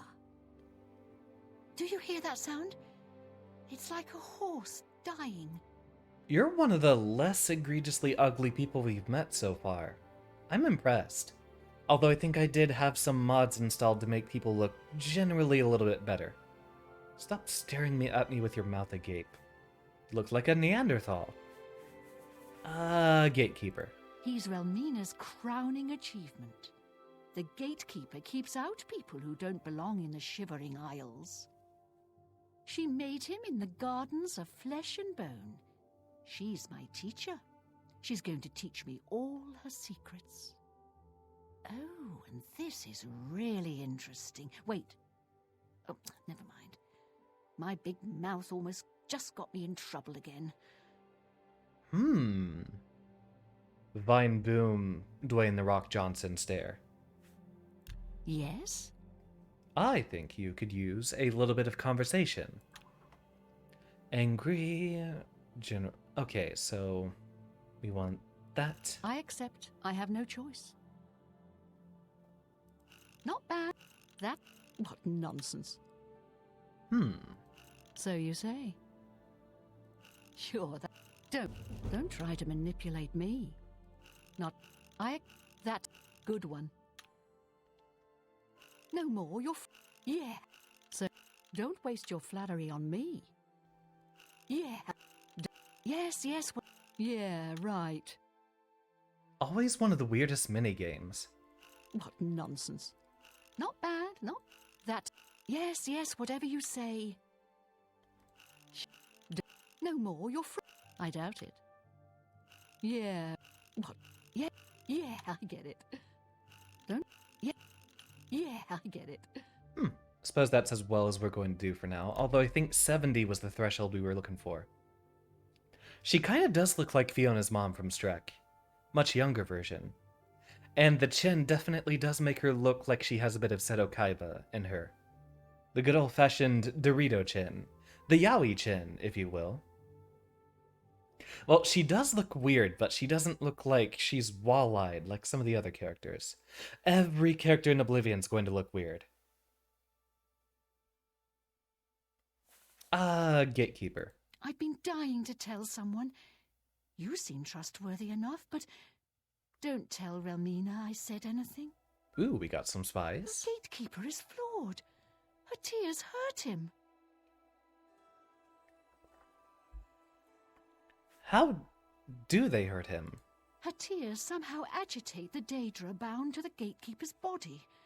Her tears make it really restless. It strains harder against the warding magic.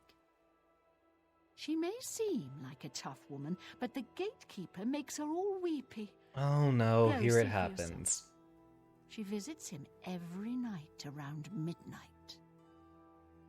Just don't tell her I said anything. I might get another lesson in the nature of pain. I don't like those lessons very much. I really She wish they does would look stop weird. I letting think it's me- just the higher quality textures that I'm complimenting. Alright, what's our water level music for today? Let's see what we got.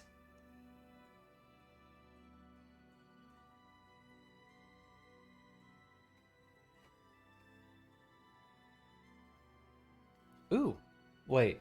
No, I do that one every single time. Not Hydro City.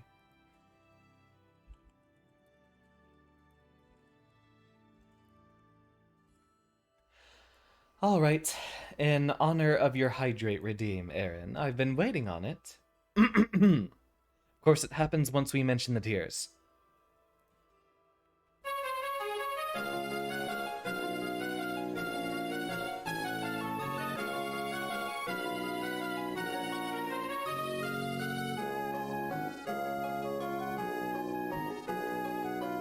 That's enough. That's enough. Why is that BGM so loud? One of the few tracks that doesn't have the egregious amounts of trumpets. What? Too much water. Indeed. Who are we looking for? There's some other J-Red fellow as well.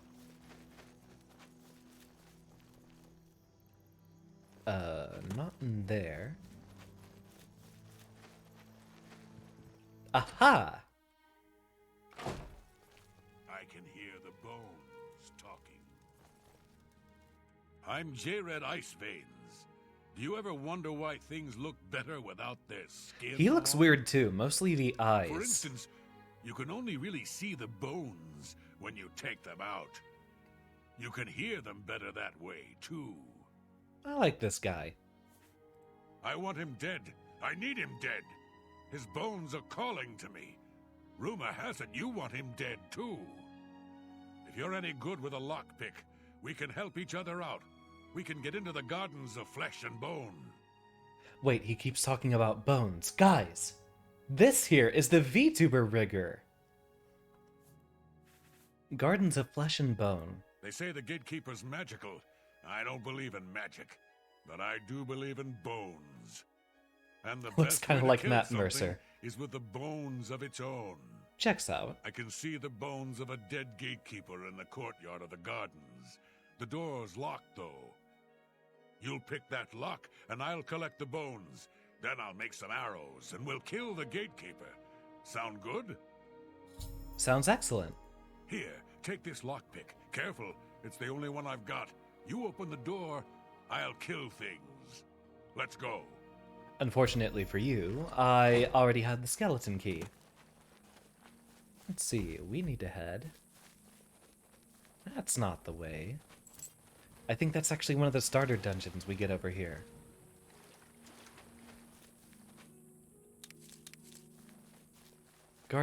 Gardens of Flesh and Bone should be towards the western side, I believe.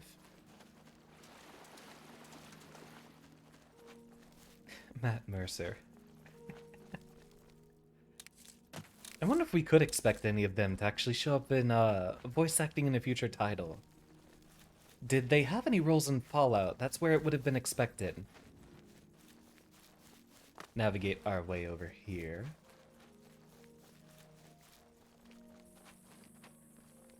And just to make things... Oh, wait. Very easy.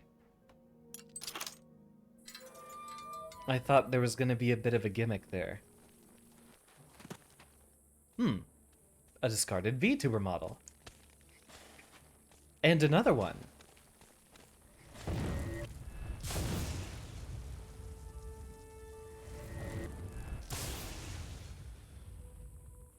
There's the bones. Where's the flesh?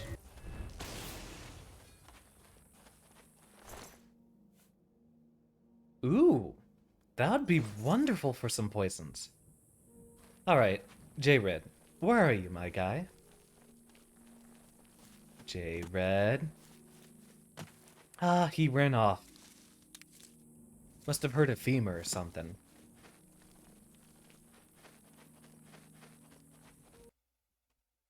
Oh. That would be a, game crash. When was the last time I saved?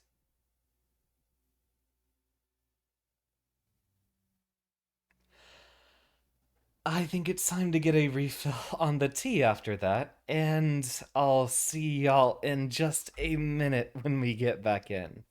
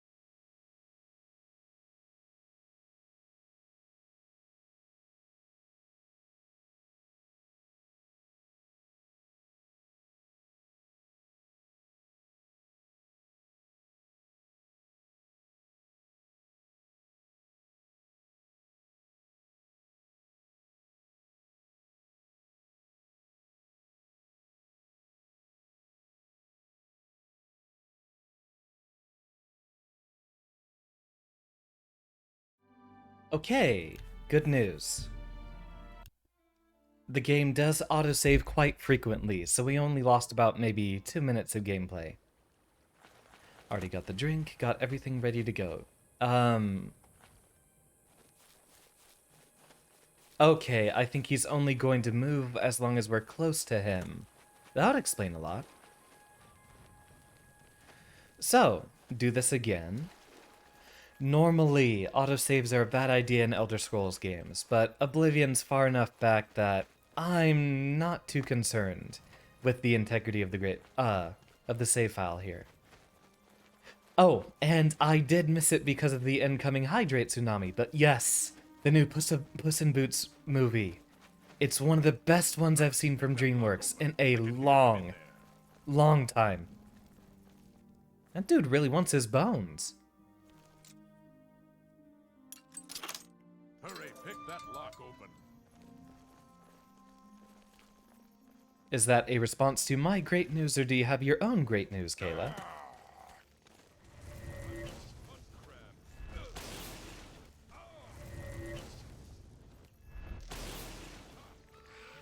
Yeah, that would be what a area of effect frost spell would look like. That entire orb shot into the air right there. Very big violent area of effect. Ah, my news. Yeah, we haven't lost too much.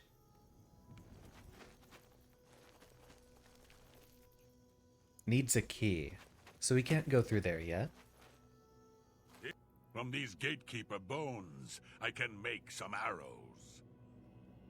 When do you think they'll be ready? Find me in a few hours. We'll kill the gatekeeper. Ooh. If you hear any bones... Dude just really loves his bones.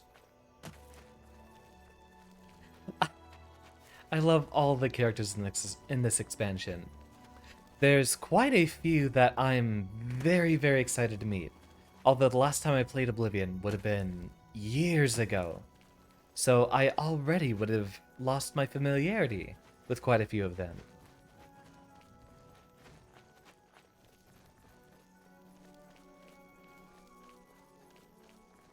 Bones? Indeed. Bones with a capital B emoji.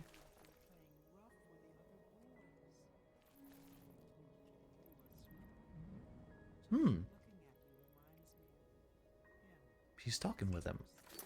We don't have any invisibility spells, do we? Ah, unfortunate.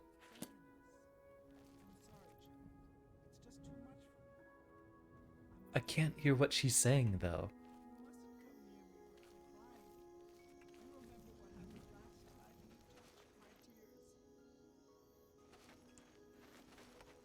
Oh, wait, she's coming back. Oh, right, there's an invisible wall here. We can't just hop over the side to hide. But we can hop behind here to hide. Nothing suspicious going on here, Romina. You can be sure of that one. We invested in Sneak, but we hardly did anything with it.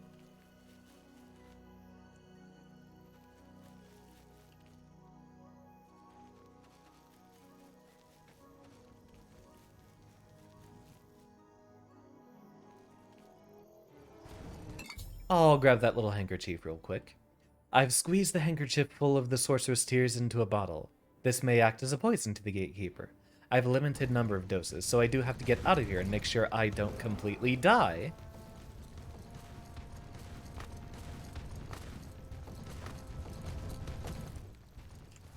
Yep, and once you walk away from the stairs, he stops caring.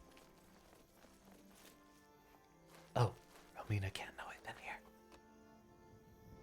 I'm gonna pretend the AI has a modicum of intelligence.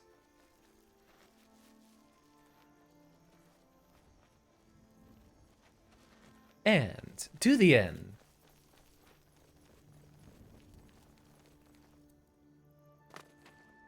Which was somewhere. That's not it.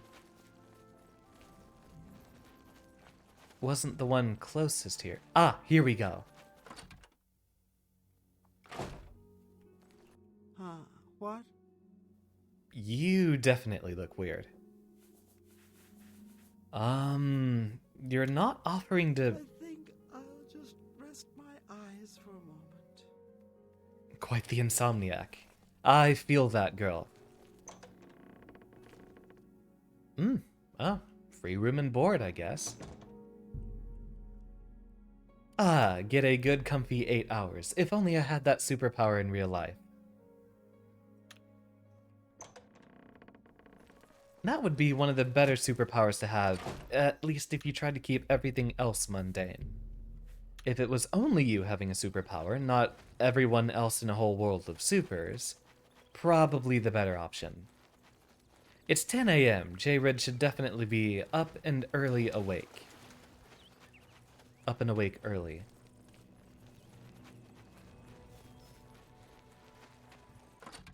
Having a good conversation with some bones in here, I'd guess. Do the bones talk to you, too? You, Hey, about those the arrows. Are ready. Here are some for you, and I'll keep some. Let's go kill the gatekeeper. We might die, but there's worse things. If he does die, he gets to become bones like he always wanted. Also, you see a lot of bones just lying around in his house. Anywho, I do not have a bow for those arrows. I do, however, have a very powerful sword and a very powerful poison.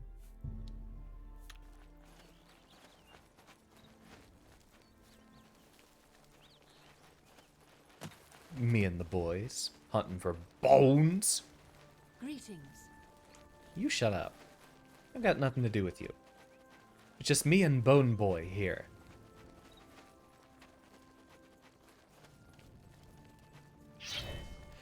Grab ourselves a swig before we begin.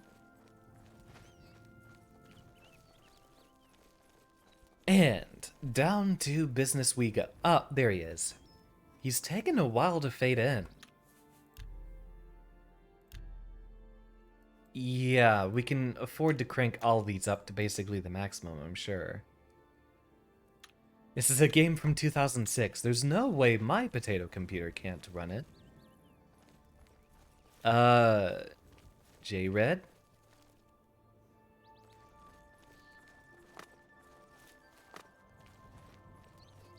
God. He got caught up in a silly little conversation. Of course he did.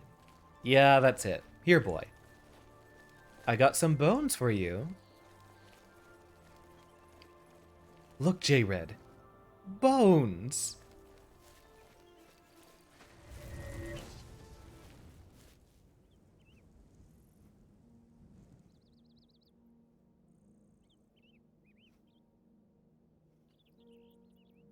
You gonna help? What's the matter? Getting tired?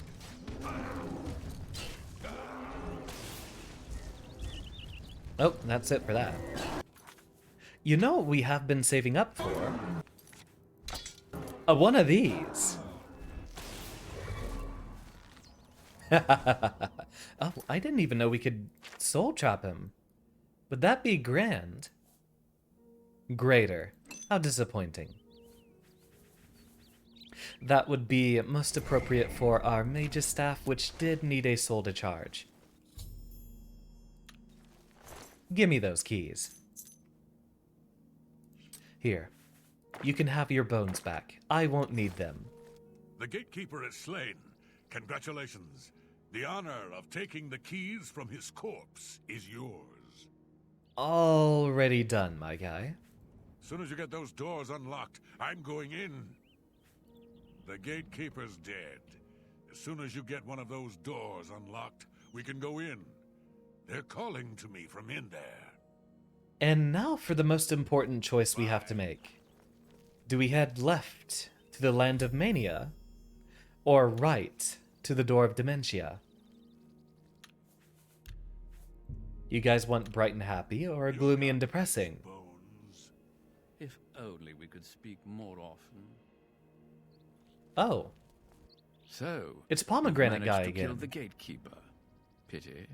Well, you'll now be able to enter the realm proper. You'll notice there are 2 doors. One leads to the lands of mania, the other to dementia. Enter through either one. The lands are quite distinct, but both are Sheogorath's domain.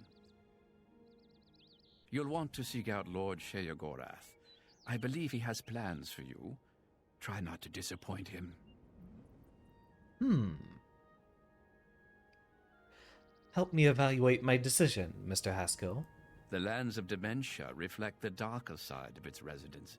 It is easy to get lost among the tangle of roots growing out of the ground. If you wish to meet dementia's citizens, seek them out in Deepwallow or Felmore. I'm sure they'll welcome one such as you with open arms. Maybe not if they're demented. The lands of mania are bright, vibrant, and full of color. You'll find its inhabitants reflect the land itself. If you wish to meet the residents of mania, you'll find them in the settlements of Hale and Highcross. Take care, though. Oh, Hale.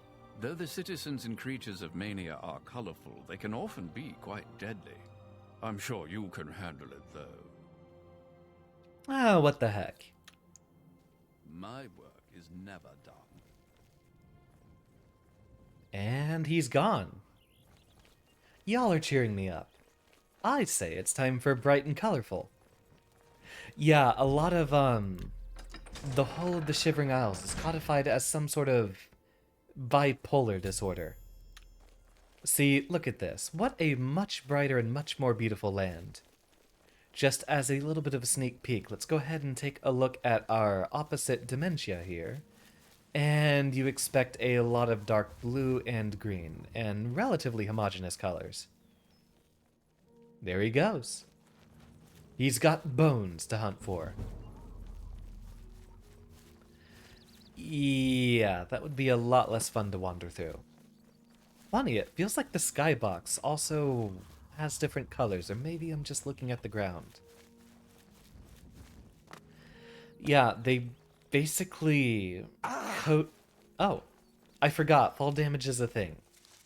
They basically coated the entirety of the land of the Shivering Isles with a theme of bipolar disorder, even though it's supposed to reference madness in general. Sure, bright, happy, and colorful might be great, but mania is full of wasps. One of the most ravenous and angry of creatures. This is not bright, happy mushroom land. Mushroom Kingdom, this is not. This is a land full of bright violence and happiness.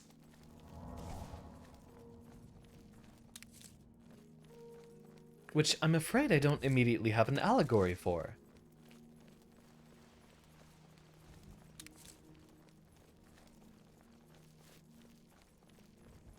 I do know the red kelp's important for alchemy. I think this actually lets you get both restore health and fatigue onto the same potion.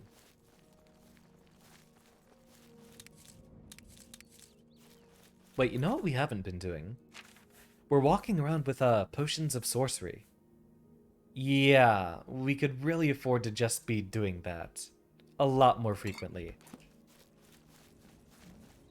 So, even while we have a bit of difficulty using some of our spells with how frequently they deplete our magicka, wouldn't be a bad idea keeping them around. I'll be back for this later. That's a very important quest. Nobody's home. Alright, how far from the road have we strayed? Not far. The main path is just back up over here. Here we go. Oh.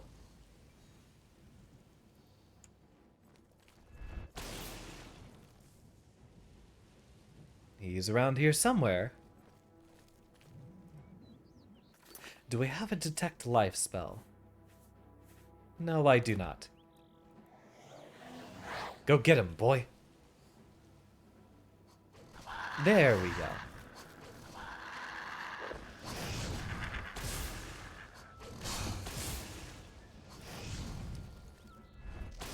No, you don't. I guess we keep the staff then. It'll be a while before we find Soul Trap. It'll be even longer, probably, before we can afford it. Ah, perfect timing.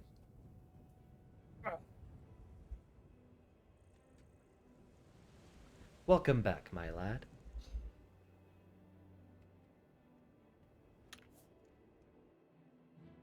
Are you gonna get comfy, or are you gonna be a pain?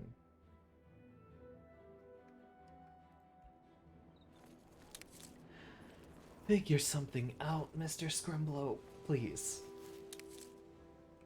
There's very little room on my lap. Ah, that's a bit better. There we go.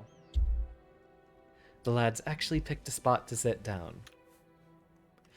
I'll go message Avid. I know they always want to be here for it.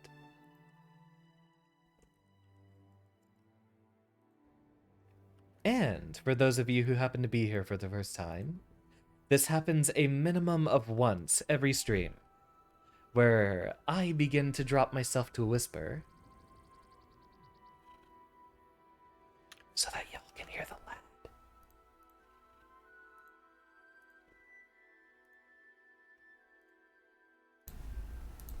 Do your thing. Do the thing.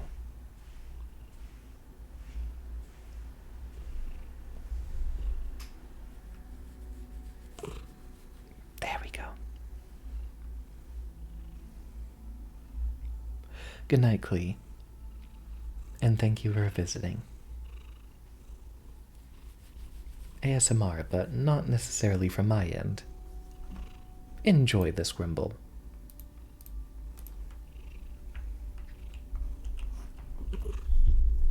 No, not like that.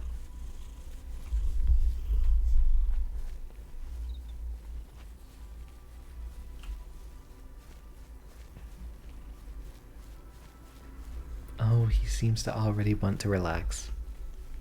Is that all?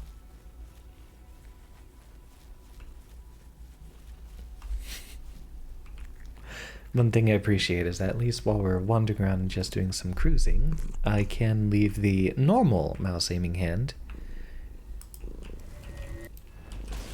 free to say hi to Skrunko.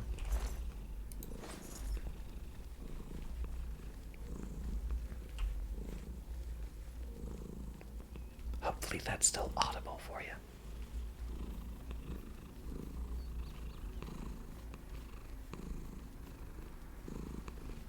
There we go. That's a good lad.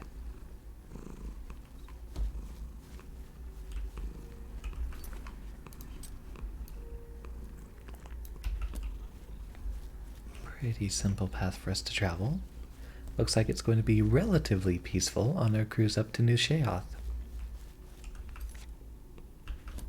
The map says we should be on the road, but I keep losing it. Ow, don't claw me.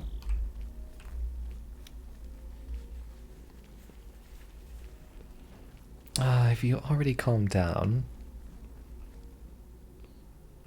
Yeah, he's already laid down. I do believe that's usually an indication that he's gotten himself comfortable. Yep, he's already purring less and less. He's just gonna lay down now. Well, thank you for your time, Skrunko. He is guaranteed once at least every stream. Usually because he just wants to interrupt me. You little shit. Ow. Ow. Ow. You don't like me gossiping about you, do you? Furry devil. He's a delight. I love him. Skrunko pics are in the Discord.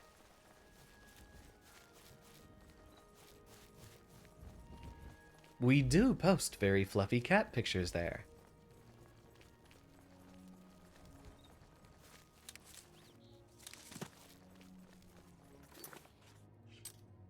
Oh, we have plenty of inventory space. We don't need to worry whatsoever about grabbing every single thing we can find. Especially because the alchemy ingredients in this game are that good. Even more so in the Shivering Isles, we get a lot of mixed damage poisons. I think one of the plants literally has only negative effects, so it's very good. And quite a few of them will have both frost and regular damage health on one effect. Ow. You know, maybe digging your claws into my shirt is not the best idea.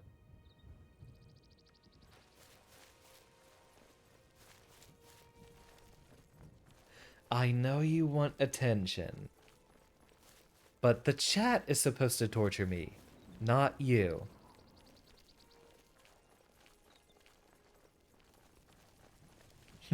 I love him. I hate him. I love him. I hate him.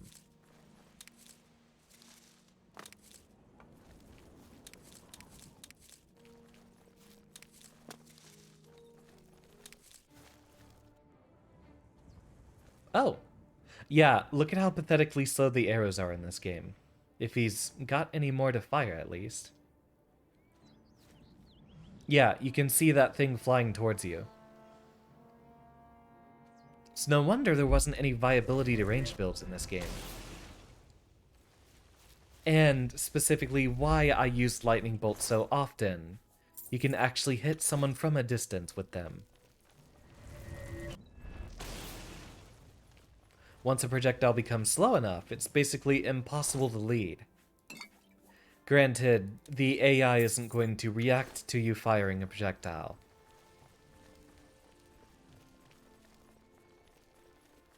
But they do need a minimal amount of fastness. It's why in games like Overwatch, where you have a bunch of different projectile speeds, a lot of weaker ones just end up having a slow travel time, and a small hitbox. Lucio, for example, basically can only hit someone standing still, or someone 10 feet away.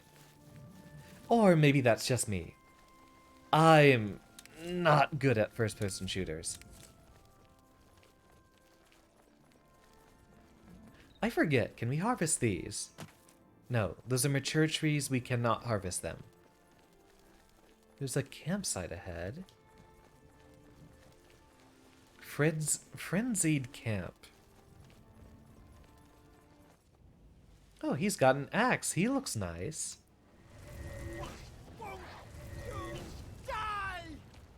I could say the same thing to you. See, it's impossible to hit this guy moving around like that, but with the lightning bolt, pretty easy.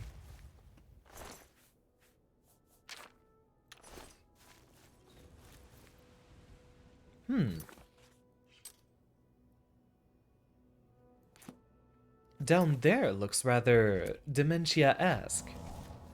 But I suppose that's... Ow, ow, ow, ow. My cat just tried to murder me. Suppose it's not really much the case down there. Oh, yeah. Wait.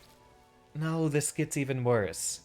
Shia Garth could totally be a VTuber agency owner, because these are his guards. Speak quickly. And Go. look at how little they decide to wear. Have I told you I hate VTubers yet? More accurately, I hate the common VTuber tropes. I consider it quite disappointing how many of them decide to have as lewd of a model as possible. Is this truly how you want to present yourself? Yeah, unlike such perfect and precious beings, like Leviathan here, who deserves a shout-out, and has a wonderful, lovable character design. I'd actually look forward to a collaboration soon, if you were interested in another one, Leviathan. Perhaps a bit more Mech Warrior. It's been a couple of weeks. At the very least, a month. I don't know if we have any good updates coming to Mech Warrior. I also might be playing a bit of Civilization soon. Would be a very fun chill game to play, and one that I could just mostly vibe with. Granted, I'd probably have to be talking the entire time. Very quickly run out of breath. Ooh, new DLC for MechWarrior 5. I still haven't played 5 myself. Do you own 5, Leviathan? We're normally playing online together. And I did pre-order, I did pre-order 5. But they gave me the Epic Games key that I never redeemed. You don't. A shame.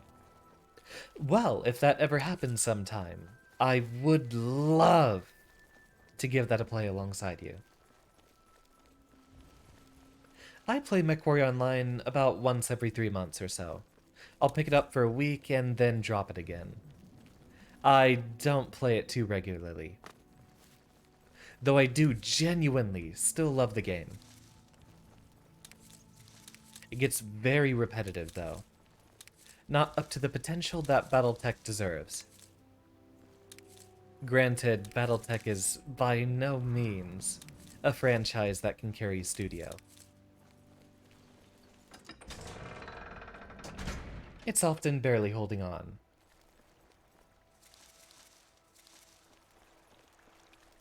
Speak quickly, mortal.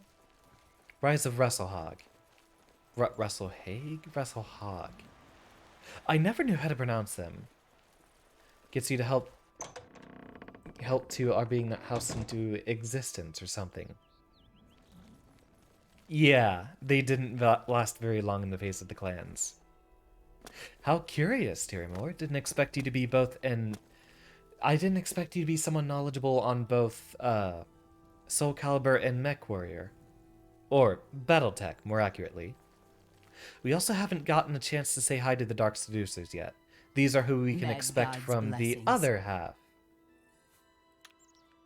Walk with our Lord. who are wearing significantly less armor, it seems.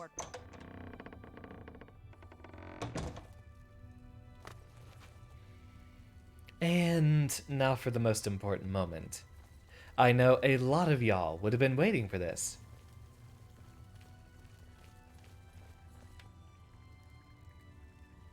Why, look who's here. You! How about that? A new arrival! A shame about my gatekeeper. I'm so happy I could just tear out your intestines and strangle you with them. I suppose an introduction is in order. I'm Sheogorath, Prince of Madness, and other things. I'm not talking about them. You've probably figured that out by now. Let's hope so, or we're in real trouble. And out come the intestines, and I skip rope with them. But perhaps now's not the time. You've made it this far, farther than anyone else. Well done. Very much chaotic Take neutral. this trinket of mine. Perhaps it will serve you well, or look lovely on your corpse. That would be an item that gives us Detect Life. And Feather, I believe. Wait, no, it was, the amulet from the next dungeon, I believe. I've been waiting for you. Or someone like you. Or someone other than you for some time. I need a champion, and you've got the job! Time to save the realm, rescue the damsel, slay the beast! Or die trying. Your help is Classic. required. A change is coming. Everything changes. Even Daedric princes. Especially Daedric princes. Changes? Daedra are the embodiment of change and permanency. I'm no different, except in the ways that I am. That's the conversation we had at the The beginning. Grey March is coming, and you're going to stop it. Grey March? The details aren't important, at least not right now. Eternity is on a rather tight deadline. We'll get back to that later. Funny enough, he actually has the same eyes as the Golden Saint guards. Not from the Dark Seducers, though. Which, for an entire realm focused on a dichotomy, you'd expect him to have heterochromia. Which would be another thing he'd have in common with VTubers. Why are so many of them heterochromic? Star Wars, World of Warcraft Battletech, and Warhammer 40k sounds like an 80s sci-fi thing, just all around. Or World of Warcraft is equivocally another big nerdy thing to be into. A, tabletop fan, it sounds like. There we go. Avid, being our local VTuber enjoyer, definitely has a lot of perspective on it.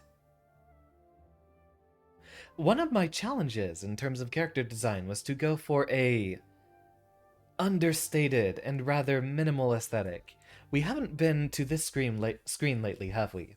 The most extra thing I could have would be all the buttons on my lab coat, of course. But I do try to have a relatively simple design, in contrast with all the other VTubers running around with super weird symbolic eyes and super complex outfits. I hate the egregious jiggle physics you find on them, and, as we said, in many cases, heterochromia. Sadly, I do not have a full VTuber model to show you. something I actually haven't revealed on stream, but something I could present to you all right now is... I don't have legs. There's the reveal. I think I haven't actually shown that to anyone. In the year and a half I've done this. No legs. A warm welcome to Jay, who also could deserve a shout out. There we go, alt-tab me back. See, I'm seldomly needing to be seen below the waist on a stream, so why even have the legs? When Xander 2.0 does roll around, though, there will be legs. You can trust me on that. And thank you, Avid. The design does have legs. That would be on my, reference sheet. Yeah, Xander floating by the pure concept of science. See, I never need to walk around. I'm just sitting here glued to my computer, so off with the legs. And, while Sheogorath here is awkwardly looking around the room, waiting for us to say something. Now, you run an errand for me. An important one, of course. Anything I tell you to do is important. My realm, my rules. You're going to Zedilian, one of my favorite spots in the Isles. It's a little place I used to take care of unwanted visitors.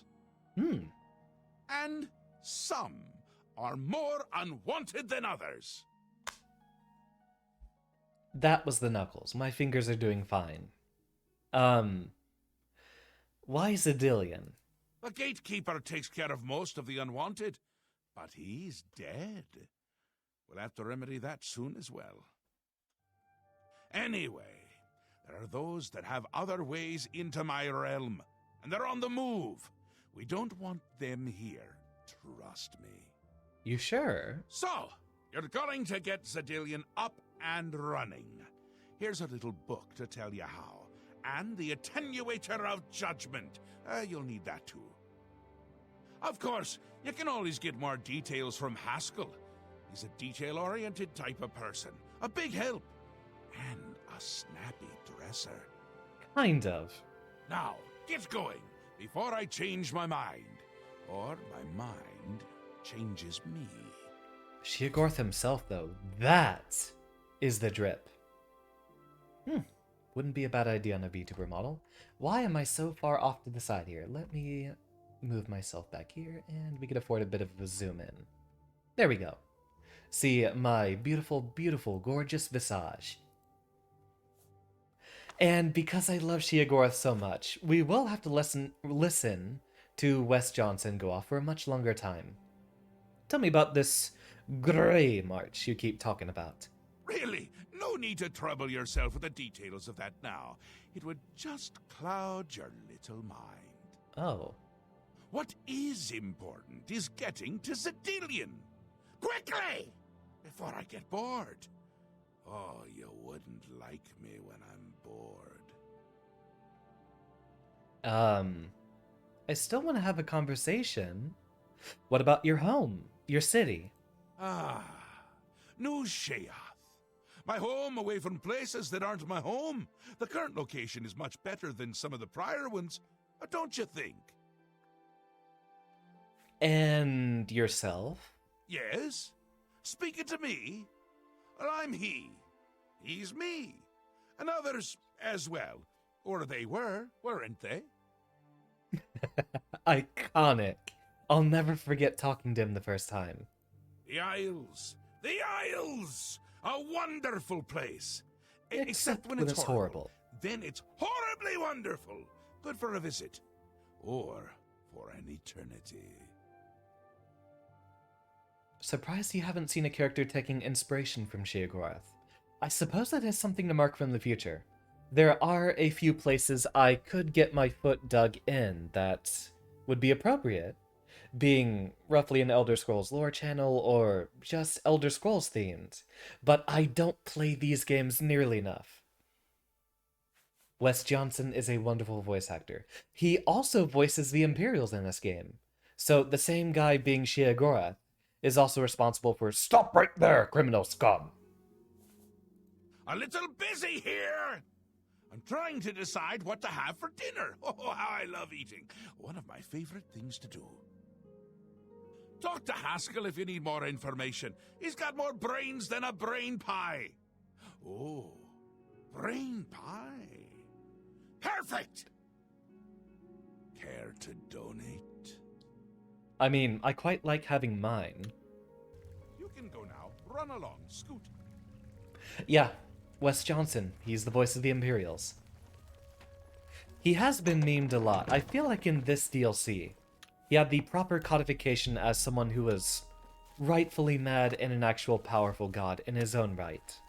I hate how he was portrayed for that one bit of time in Skyrim. Zedilian was toward the southern end, wasn't it? Oh, wait. Oh, I need to talk to Haskell first, of course. Yeah, Wes Johnson's a wonderful voice actor. You know who else he voices? Blessings. Hermaeus Mora. Blessings. So that deep actually, I don't think a lot of y'all might be familiar with him.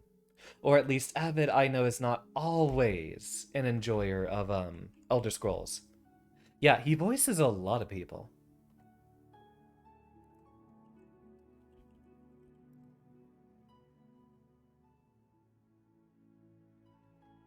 Do we have any other good videos?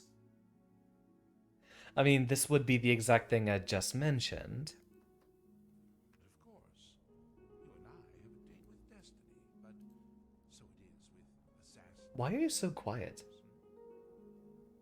Yes, I must die, and you must deliver the blow. It is simply the way it is. But I wonder, would you suffer an old man a few more words before the deed is done? Here we go. I am Hermaeus Mora, the grinder of men, knower of the unknown, master of fates. You stand in my realm, mortal. So he's the voice of two Daedric princes. A good purification. Oh, he's also the voice of the Tumblr sexy man. What was his name? You've actually succeeded and survived. I am first to honor Lucien Lachance. So, congratulations. You're free to go. Have been known to change my mind. So, go. Really. Classic. I don't remember who was the voice actor for Eno and Strive. Was it Laura Bailey? Yeah, he's way better in Oblivion than in Skyrim. In Skyrim, they turned him into ha-ha funny random internet humor man. Hold on, let me look this up.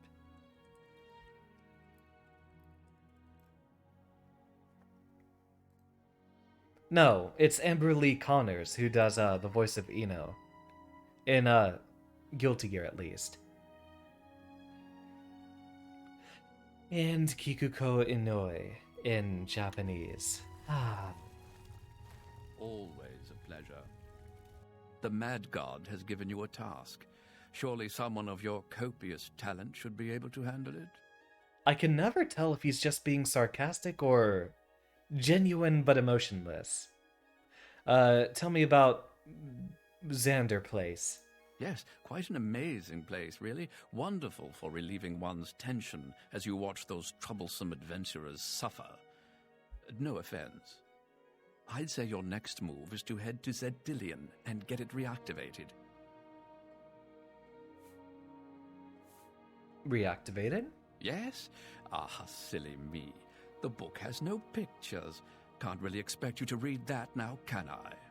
Hold on. I think I don't have any other choice. Pleasure, you'll need to find 3 focus crystals and return them to their resting place. Each crystal has a matching receptacle called a judgment nexus. Even you can't miss them. You'll eventually learn to Without the love him. crystals in Haskell's a place, great the guy. resonator of judgment, Zedilian's power source, cannot be restored. My work is never done. For the most part, I'm quite certain it's a bit, and you do find him being helpful and significantly less he becomes significantly less condescending as you get your way through the Shivering Isles. Further along in the quest line, he becomes a lot more helpful. He never drops the emotionless voice, but he doesn't continue to patronize you. Hey, you. We're not doing that quest.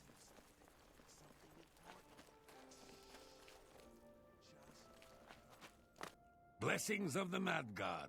Hi, kitty. I hear that Eero is fed up with Brythar's antics. He really wants something done about it. We don't talk about that quest, Avid. Bye. We might do it sometime, but... not now. How may I serve? The quest hits home a little bit too hard. Yeah, the cats do change their facial expressions, and that includes the ears. The ears are part of the facial morph.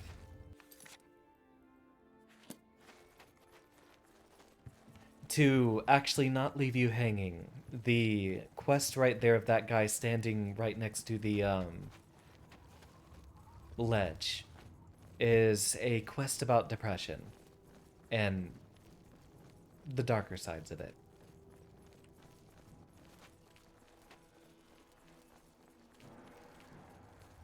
And it does hit home a little bit too honestly. Right, this one's going to be full of delightful demented residents for us to speak to. We will find a lot more ingredients over here.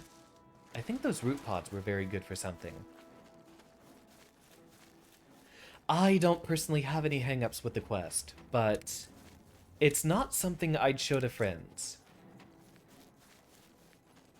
Oblivion, in my opinion, Avid, has the best quests in the entire Elder Scrolls series.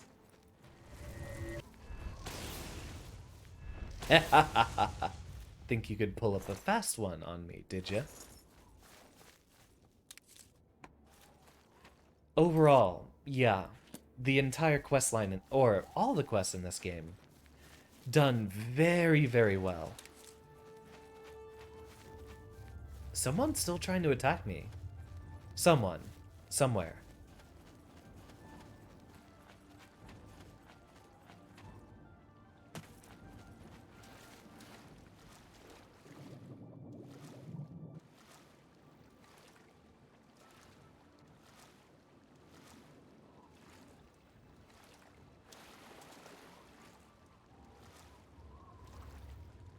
And another scale on. Maybe we shouldn't be wading through a swamp.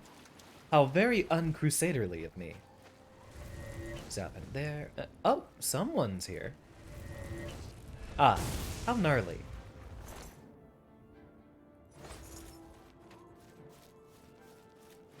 Oblivion is... I mean, generally, Morrowind, Oblivion, and Skyrim all fall on a spectrum with each other. Morrowind having a lot more complex and, in my opinion, better game design. Oh, we are out of lightning bolts. Oh, I was using Apotheosis this entire time. That explains a lot. Hey, you there. Until I have an actual... Oh, right. Set up and... miss. There we go. And apparently that one didn't happen to be a Azura Star. I will take that hydrate quite gladly. Thank you, Jay.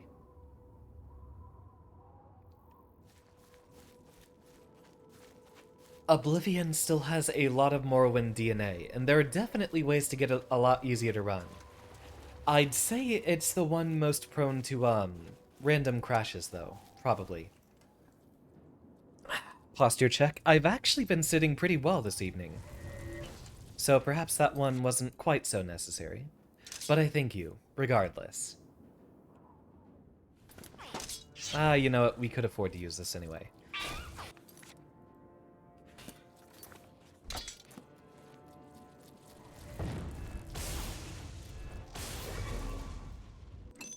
There we go.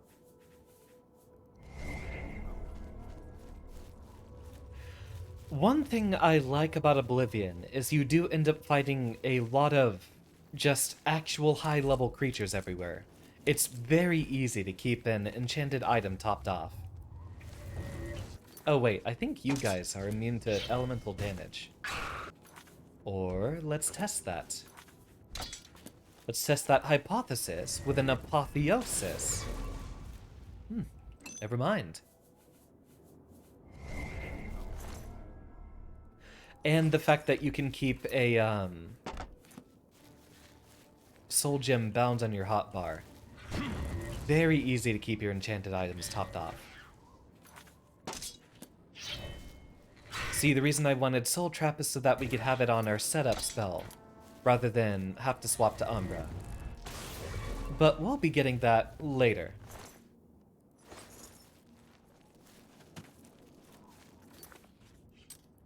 Open Morrowind is Morrowind significantly less accessible, but it can be very stable because of Open Morrowind. No. That creature is actually called the Hunger. And, you take its actual tongue out for an alchemical ingredient.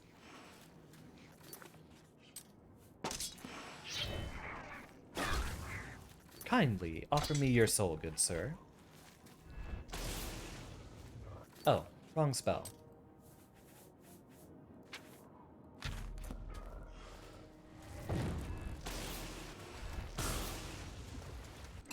Oh. I apparently missed that sometime.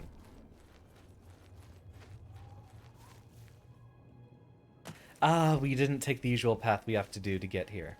So, head our little way around. Yeah, Oblivion's definitely worth a play.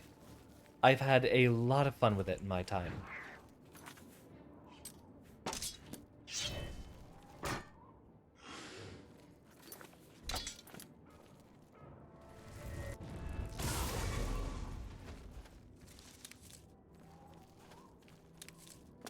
And go ahead and grab that. That can recharge the main staff here instead.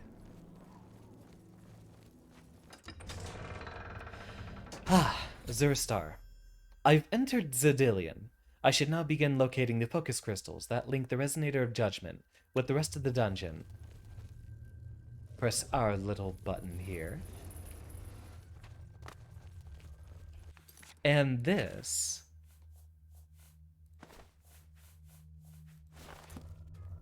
Oh, that's significantly better.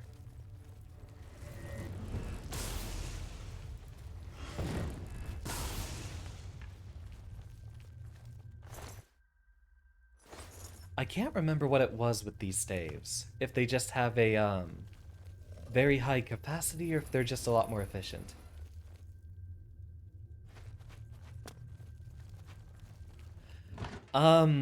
The answer to that question seems to change depending on the game. It's kind of a, loose subject in the lore.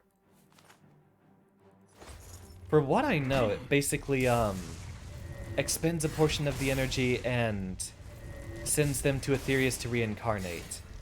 It was coded as something different in, Oh wow, you just really don't care for spells, do you?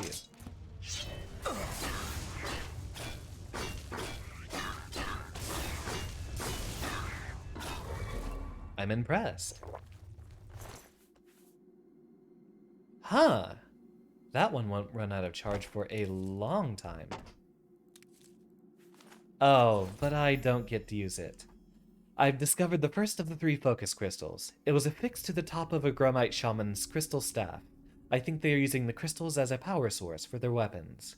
Now that I've removed it from the staff, I should place the focus crystal in the Judgment Nexus to continue. Right here. So, it seems like it basically just sets their spirit into an incarnation cycle. But like having an ectothermic or endothermic chemical reaction, the process of Soul Trap does extract some sort of power from the soul in question.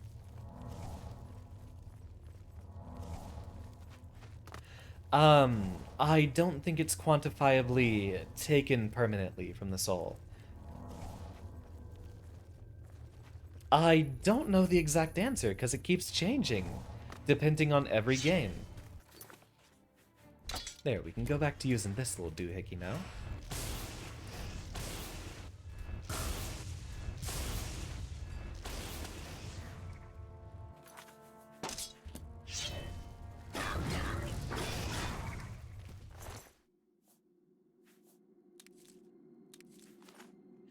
Daedra, specifically, which would actually be pretty much every creature in this expansion.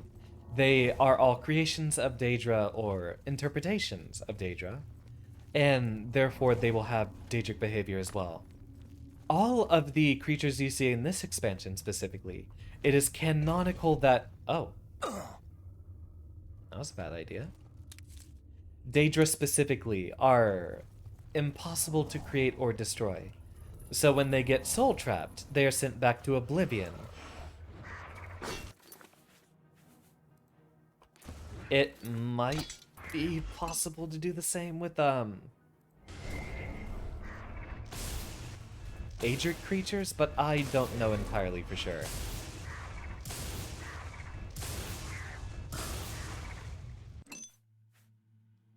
Yeah, just like matter and energy. That's at least canon for Daedra, specifically. I don't know how, Adric souls count. Oh, I actually got him.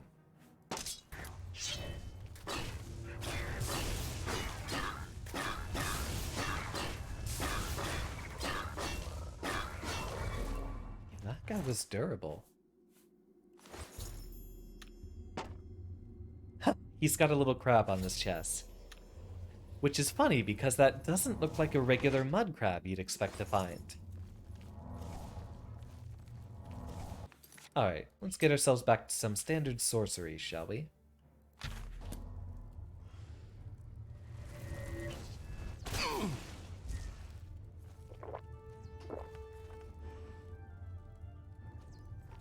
Oh, he had a silence potion.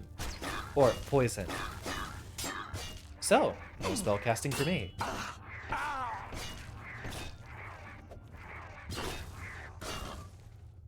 Huh. Did I run out of shield durability? No, I just don't have it equipped for some reason.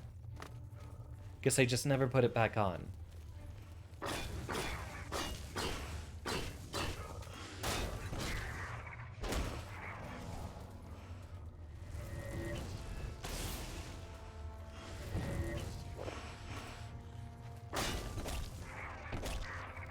Hold on, let me use your friend's soul real quick.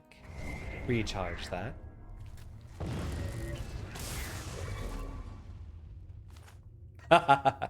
That is definitely a mood, Avid. Really, that would just be any day I wake up.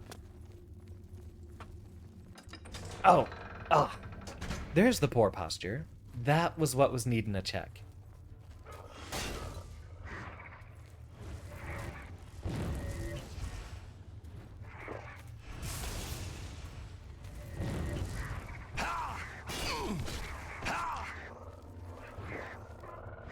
Oh, silence again. This is why we need a backup weapon. Although...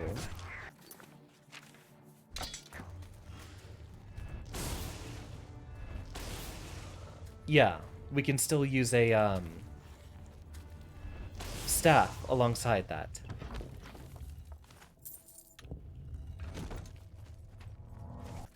Do we have any restore health potions? Those would be very helpful, thank you. Also, we won't need this now.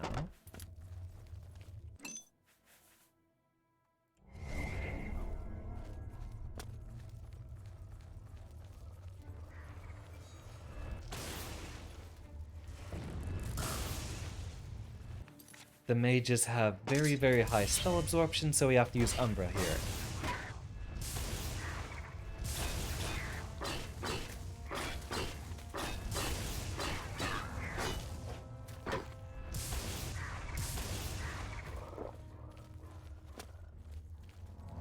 Oh, think I'm out of fatigue potions.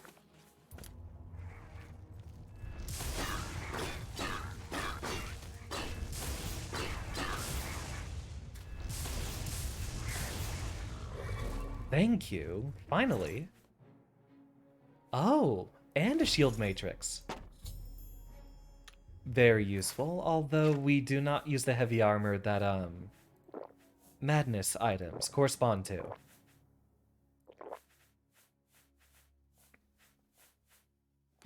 No potion of fatigue. Third and final one, excuse you.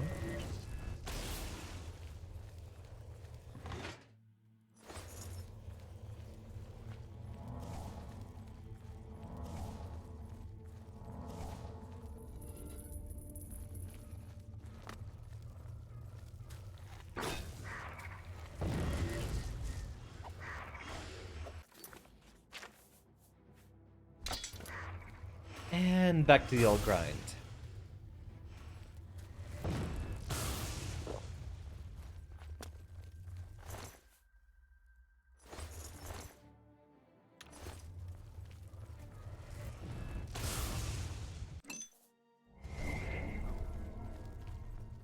The music just fades in and out ever so quickly. It's always kind of a bit of mood whiplash when it happens.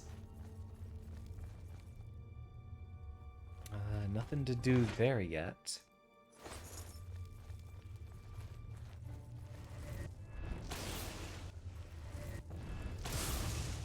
Love that little combo. Something I actually love about the spellcrafting in this game is that you can do that. This should be the end of the dungeon chest right here. Or not. Guess there wasn't too much in there.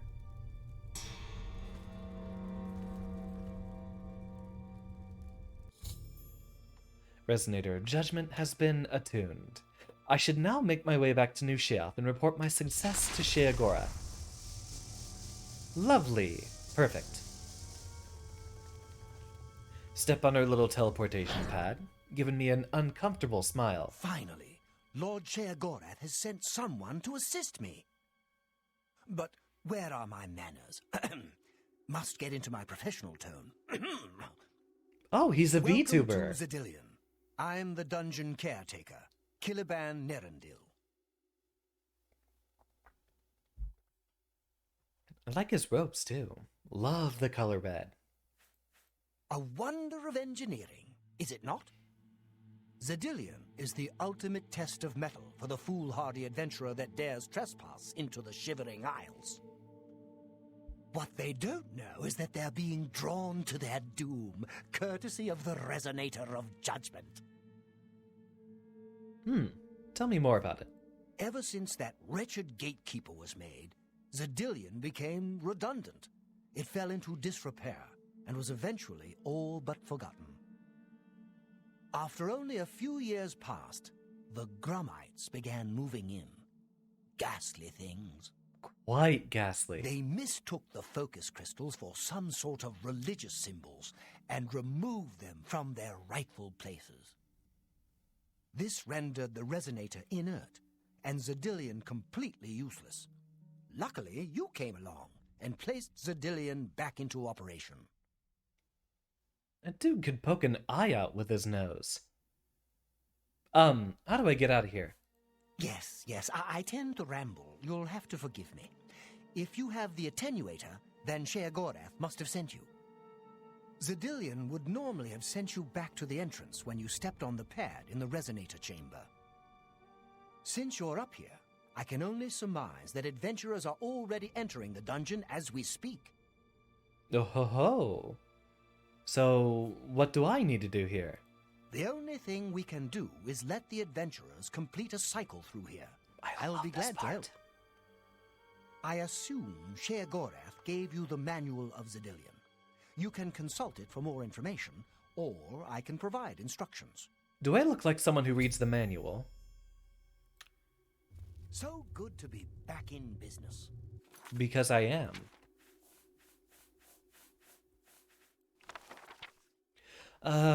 Maybe if it's not just this font on the screen.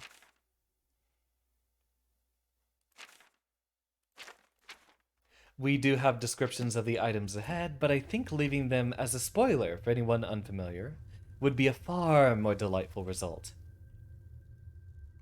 So, first thing we have here.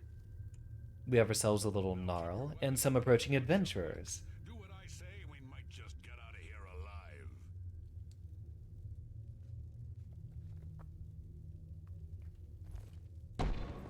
alive. They can be attacked by a swarm of gnarls, or... Okay. This has to be a joke.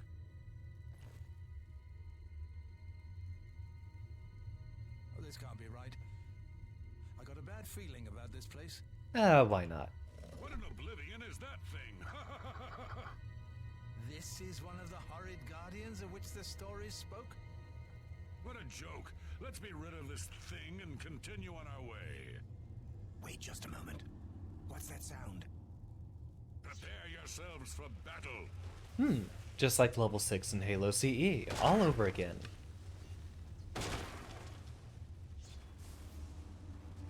cut you limb by limb. No, please. Die, tree scum. Yeah! Oh right, we want his sword, You definitely. deserve better than this, and I'm responsible. Someone will pay dearly, I assure you. There's nothing to be done here. We must press on. I've unleashed the Gnarl Swarm on the adventurers in Zedillion. Unable to survive their onslaught, Lewin the Rogue had been slain. I should make my way to the next observation room and choose how the adventurers will encounter their next obstacle. Unleashed the swarm, did we? Nothing like a little bloodlust to start the encounter off right.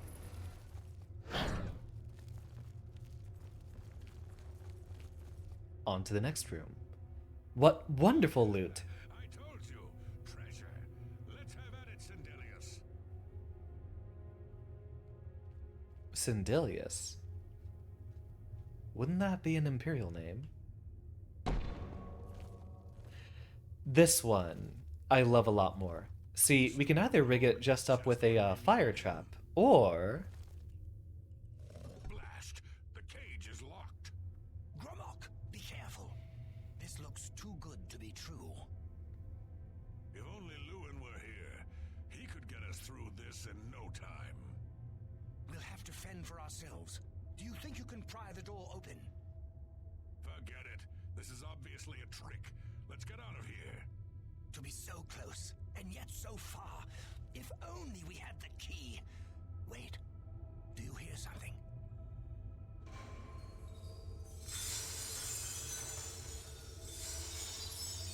Look, keys. One of them must open the gate. We're rich. Let's get out of here, Syndilius. This is obviously a trick to waste our time. I'll know it when I see it. Yes, it must be here. They're all fake.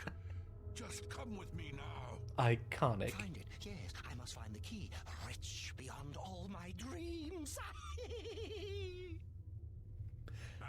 Suit yourself. I should have picked only the manic option for each of these.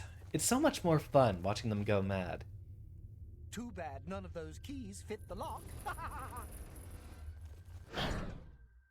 And the final one. This one's Too bad good. None of those keys fit the lock. Shut up. We already laughed. Steady, Gromok, steady. You've been through worse before. What more could this place possibly throw at you? It definitely does feel like a parody of a lot of stereotypical dungeon crawls. Hit me up with a bit of trickery. Only me left. Fine. I'll show 'em.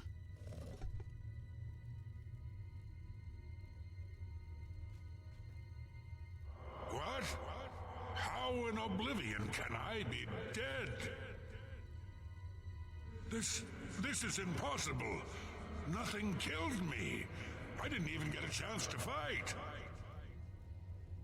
No chance to defend myself? No chance for battle? Why?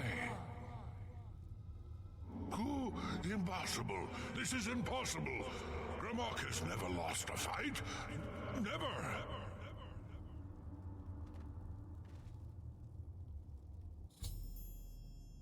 By making Gromak think that I've actually died and that he actually died and became a ghost, I've driven him insane. Now that they've all been dealt with... You've made short work of the intruders. Shea Gorath should be proud to have such an efficient apprentice. Now, if you'll step on the last teleporter pad, I will meet you in the reception chamber so we can recover your earnings. A shame we only get to do this once. Not to worry.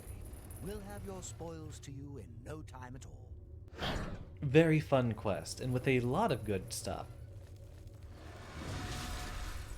What the heck?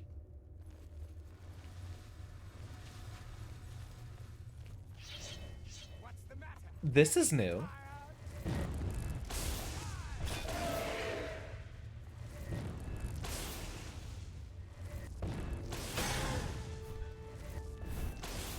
Don't get in my way, you'll get yourself hurt.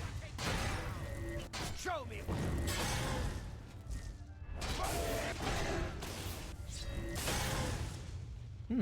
They use human animations. Ah, only very typical Frost weapons. A shame, if they had shock, that would be interesting.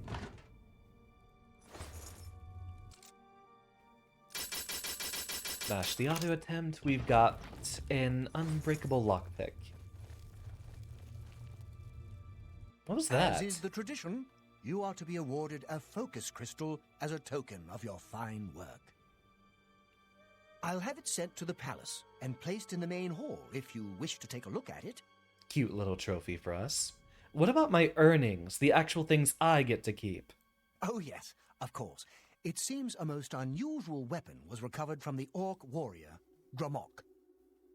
Never seen anything like it, but perhaps his journal can give you some useful information.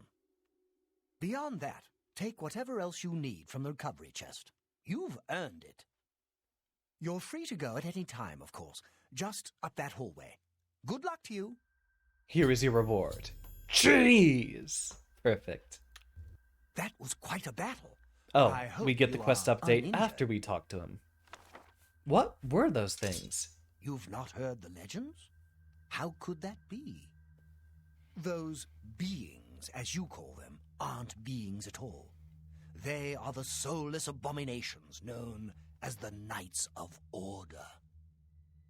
Their attraction to the resonator isn't surprising. It was built from one of the obelisks that dot the isles they seem to have an affinity for. You must proceed to Shea Gorath at once and tell him the knights have returned. Quickly now, go! First, I'll need my staff. Oh, wait, he gets an even better staff if I remember. Slightly less damage, but it has a huge capacity and an area of effect. There's a very good talisman there, and more importantly, we do get the... or we should... There we go. Duskfang. Or possibly Dawnfang. One of the most signature weapons, and one that actually replenishes itself as a side effect of its ability. So, now we don't have to worry about, keeping up with our weapon maintenance, either. We get to skip that little mini-game of having to repair things, at least until we level up our armor ability, but it looks like level ups are going to be a little scarce to come across. We'll need to actually play with a lot of these skills a bit more, but that will happen next time. Look at how quickly that saves. We've come so far. We actually have a raid request, even if it is late. I imagine there are some nocturnal dwellers here in our chat. As a request from our good friend Chris Pickaxe. He's got a friend currently having a birthday, it looks like. I'd be completely unfamiliar with this person, so I guess we could call it a science raid as our formal introduction. Let me go ahead and pull up that raid real quick. No stream scheduled for tomorrow. I will be looking to try to get some collaborations in with some friends for the following weeks. Other than that, Monday and Friday will inevitably be the same Pokemon Mystery Dungeon and Baba Is You as they always have been. I will try to see if I can get something set up for the middle of the week. Now, go ahead and we will find that raid for... How do you spell this name? Ooh, Brawlhalla! I met the devs for that game, but I never got a chance to play that game myself. Oh no.